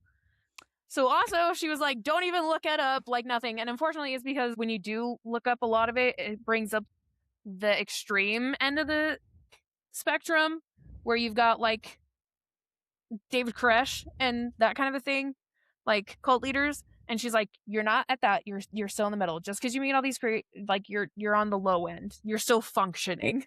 You're not like horrible.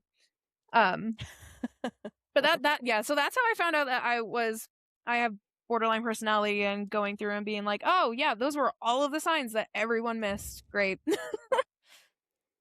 Yeah, that's crazy that she would be like, yeah, BPD, time's up. Don't look into it. Who's not gonna look into it? Yes. So I mean, luckily I didn't. I did listen, and then I went and I bought. She was like, I need you to go, because I think at that point I was also like, I have a trip out to the city. So she was like, go to Barnes and Noble and get this book, and this book specifically. Do not look at anything else. So I did, and I listened, and now we just keep learning some stuff. And I did get on a Facebook group that is basically memes about it, and it's all relatable. And it makes me feel a little bit better. We love that. Yeah. Got it. Sometimes you just have to laugh about it. Like, yeah, this shit sucks, but you know what? It is what it is. It's my life.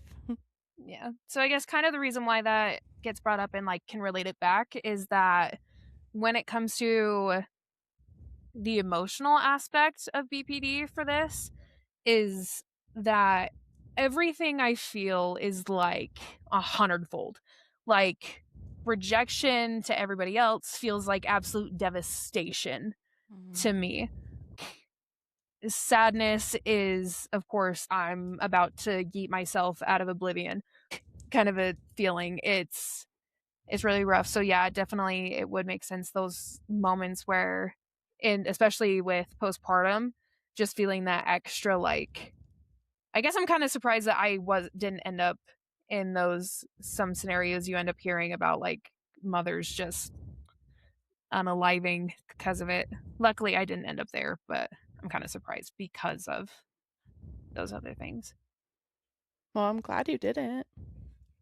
Yeah, yay, me too. Because now I get to watch my kids be freaking goobers. Yeah. Now instead of you being the psycho killer, it's your daughter. Yeah. Just pass it along. Yeah, you're like, it's okay. It runs in the family. I love that. Well, you know what, Petra? I think that, I mean, I've always thought this. I've always thought that you're a very resilient person because, yeah, I mean, anyways, I feel like from when I've known you that you've gone through a lot. Just in the year, however long we worked together, we were friends. Like, I feel like you've gone through a lot, and I've always thought that you're a very resilient person. How do you feel about that, with like everything that you've gone through and now all of your new mental health diagnoses? Like, how do you feel like you're a resilient person? I have moments where I feel like I am. And I mean, it does help, like hearing the validation, but it is honestly still a struggle and a current work in progress. Like one of the biggest things in therapy right now she's trying to make me do is, of course, giving myself grace for things. And that's really hard to do. To the point where even recently we were talking about how, like, I can acknowledge that the fights that I've had with partners and stuff, especially around, I will admit that it's not great. Okay, but I have had arguments and fights like near where my children can hear, or sometimes it's not like fist fighting or anything, but there has been yelling in front of them. And I grew up with that. And I always felt like I was the reason my parents were fighting. I was the reason they're arguing. Mm. I'm like, you know, um, and I can recognize that, like, unfortunately, my son has said something like that where he has felt like he's the reason, and I had to catch it immediately, and it was devastating. Um, and I can recognize that, like, he's not the reason, and I would love to show him that he's not the reason we're arguing and fighting. But I am struggling to do that with myself, even though even my mom has been like, "Hey, I know that we argued after this interaction or whatever that had to do with you, but it doesn't mean we were arguing and fighting because of you. There were other adult things going on that you didn't know at the time as a child." And even though I hear that, Yeah. it's trying to rewrite that part of my brain. But of course, it's been there my entire life. So trying to take it back down to rewrite it is a problem, which is why sometimes I don't always feel resilient. Yeah, that makes sense.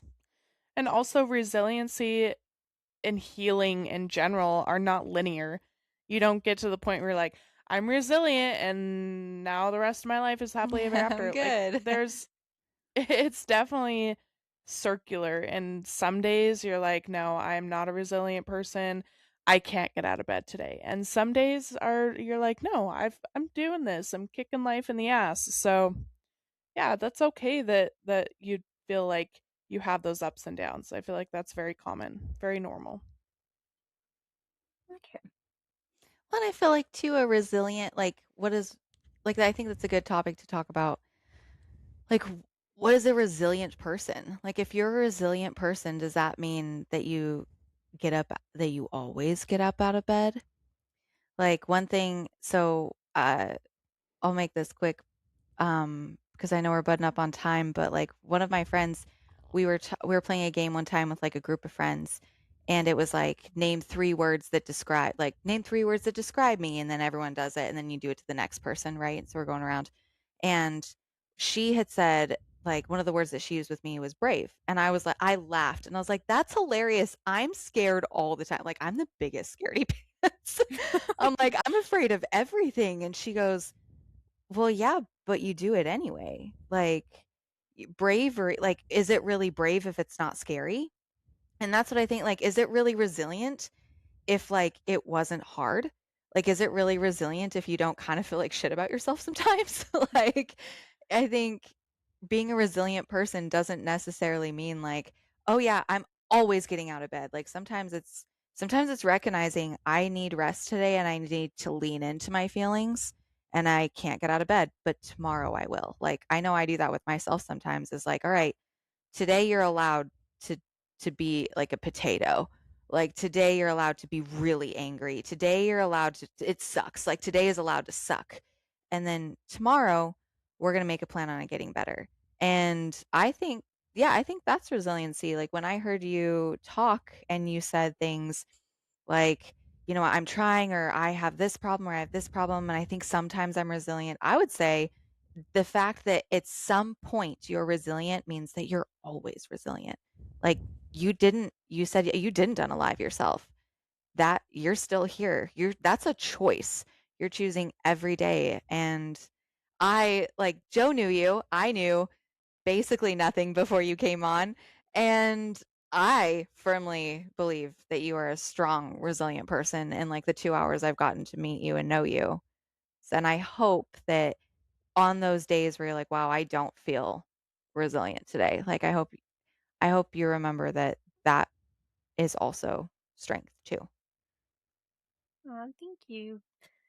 I don't know if it also counts as like resiliency, but one of the things that I tend to think about is um like especially through therapy and growing with my mom and working through some of those things that had happened of well, like I can't believe you weren't there for me when nobody like of any people you would know kind of a thing is that like one giving her the grace of like okay, I know that you did what you could with the tools that you had that you also Mhm. didn't really know. And then recognizing one that she's growing, and then for me is like luckily I'm also figuring it out now instead of when I am in my 40s. Yeah. And I so like Yeah. I don't know if that counts as resiliency, is that reminder of like I at least I'm figuring it out now sooner than later. Totally agree. Yeah, Yeah. I would say that does. Yeah. Oh, cool. Agreed. Yeah. Oh, cool. Oh, cool. Perfect. Yeah. Well, it makes me feel better. I'm like, oh, okay, so I was kind of thinking of it. All right. Yeah. 100%. Yeah, see? Resilient. I love that. Perfect. Well, I mean, we asked you the question at the beginning of the interview, and now we'll ask you the same question again. How are you feeling now that you've had a chance to share your story? Okay, sorry, it completely froze. I I was like, hello? oh, that's bad. She's like, I still feel like shit. It's the worst now. No, I feel pretty good.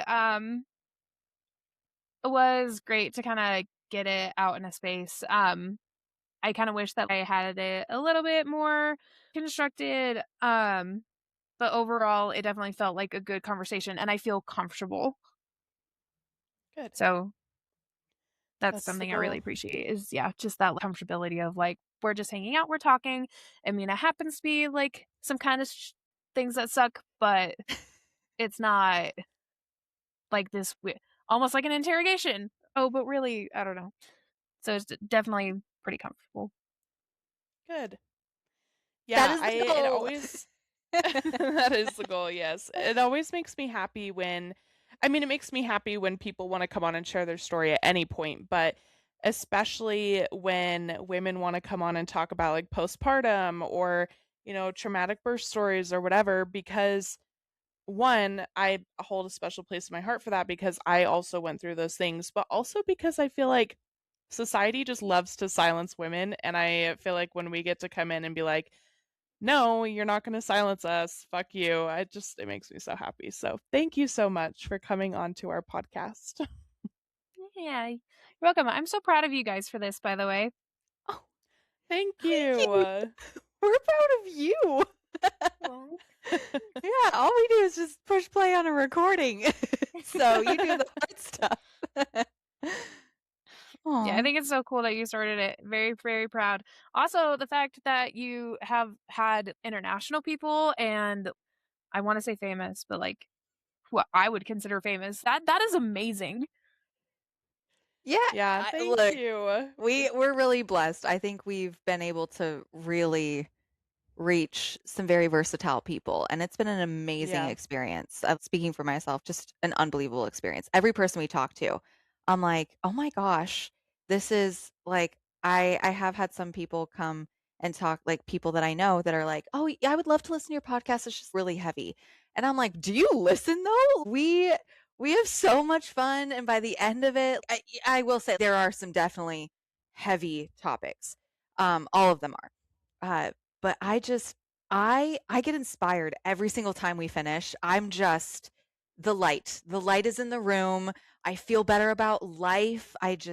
I'm so inspired by the people that talk to us. Y'all are amazing.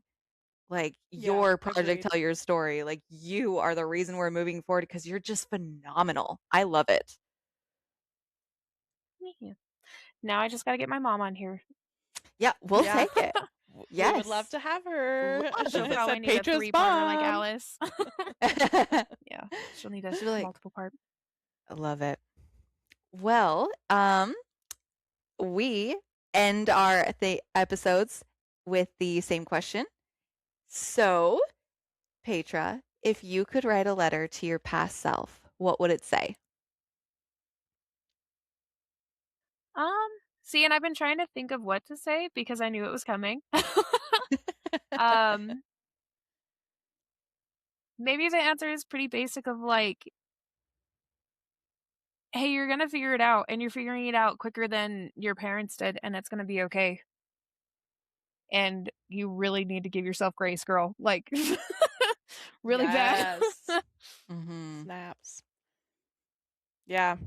I love you're figuring it out quicker than your parents did. Like, Go you, bitch. That's the episode title. Go you, bitch. Yes. Pop off. Love it. Well, great. Well, yeah, I think that's it. Is there anything else you wanted to share? I don't think so.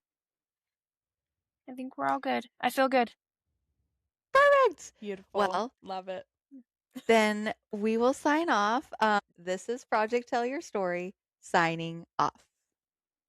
Bye. Project Tell Your Story is created and produced by your hosts, Sam and Joe. Music composed by Morgan Mold. Logo art by Jordan Dalton. Ready to share your story? For a chance to be featured on our podcast, please reach out to us. Send a brief summary of your story to contact.tellyourstories@gmail.com. If you or someone you know has been or is currently suffering from postpartum depression, postpartum anxiety, or postpartum psychosis, please visit momjeansfightppd.org.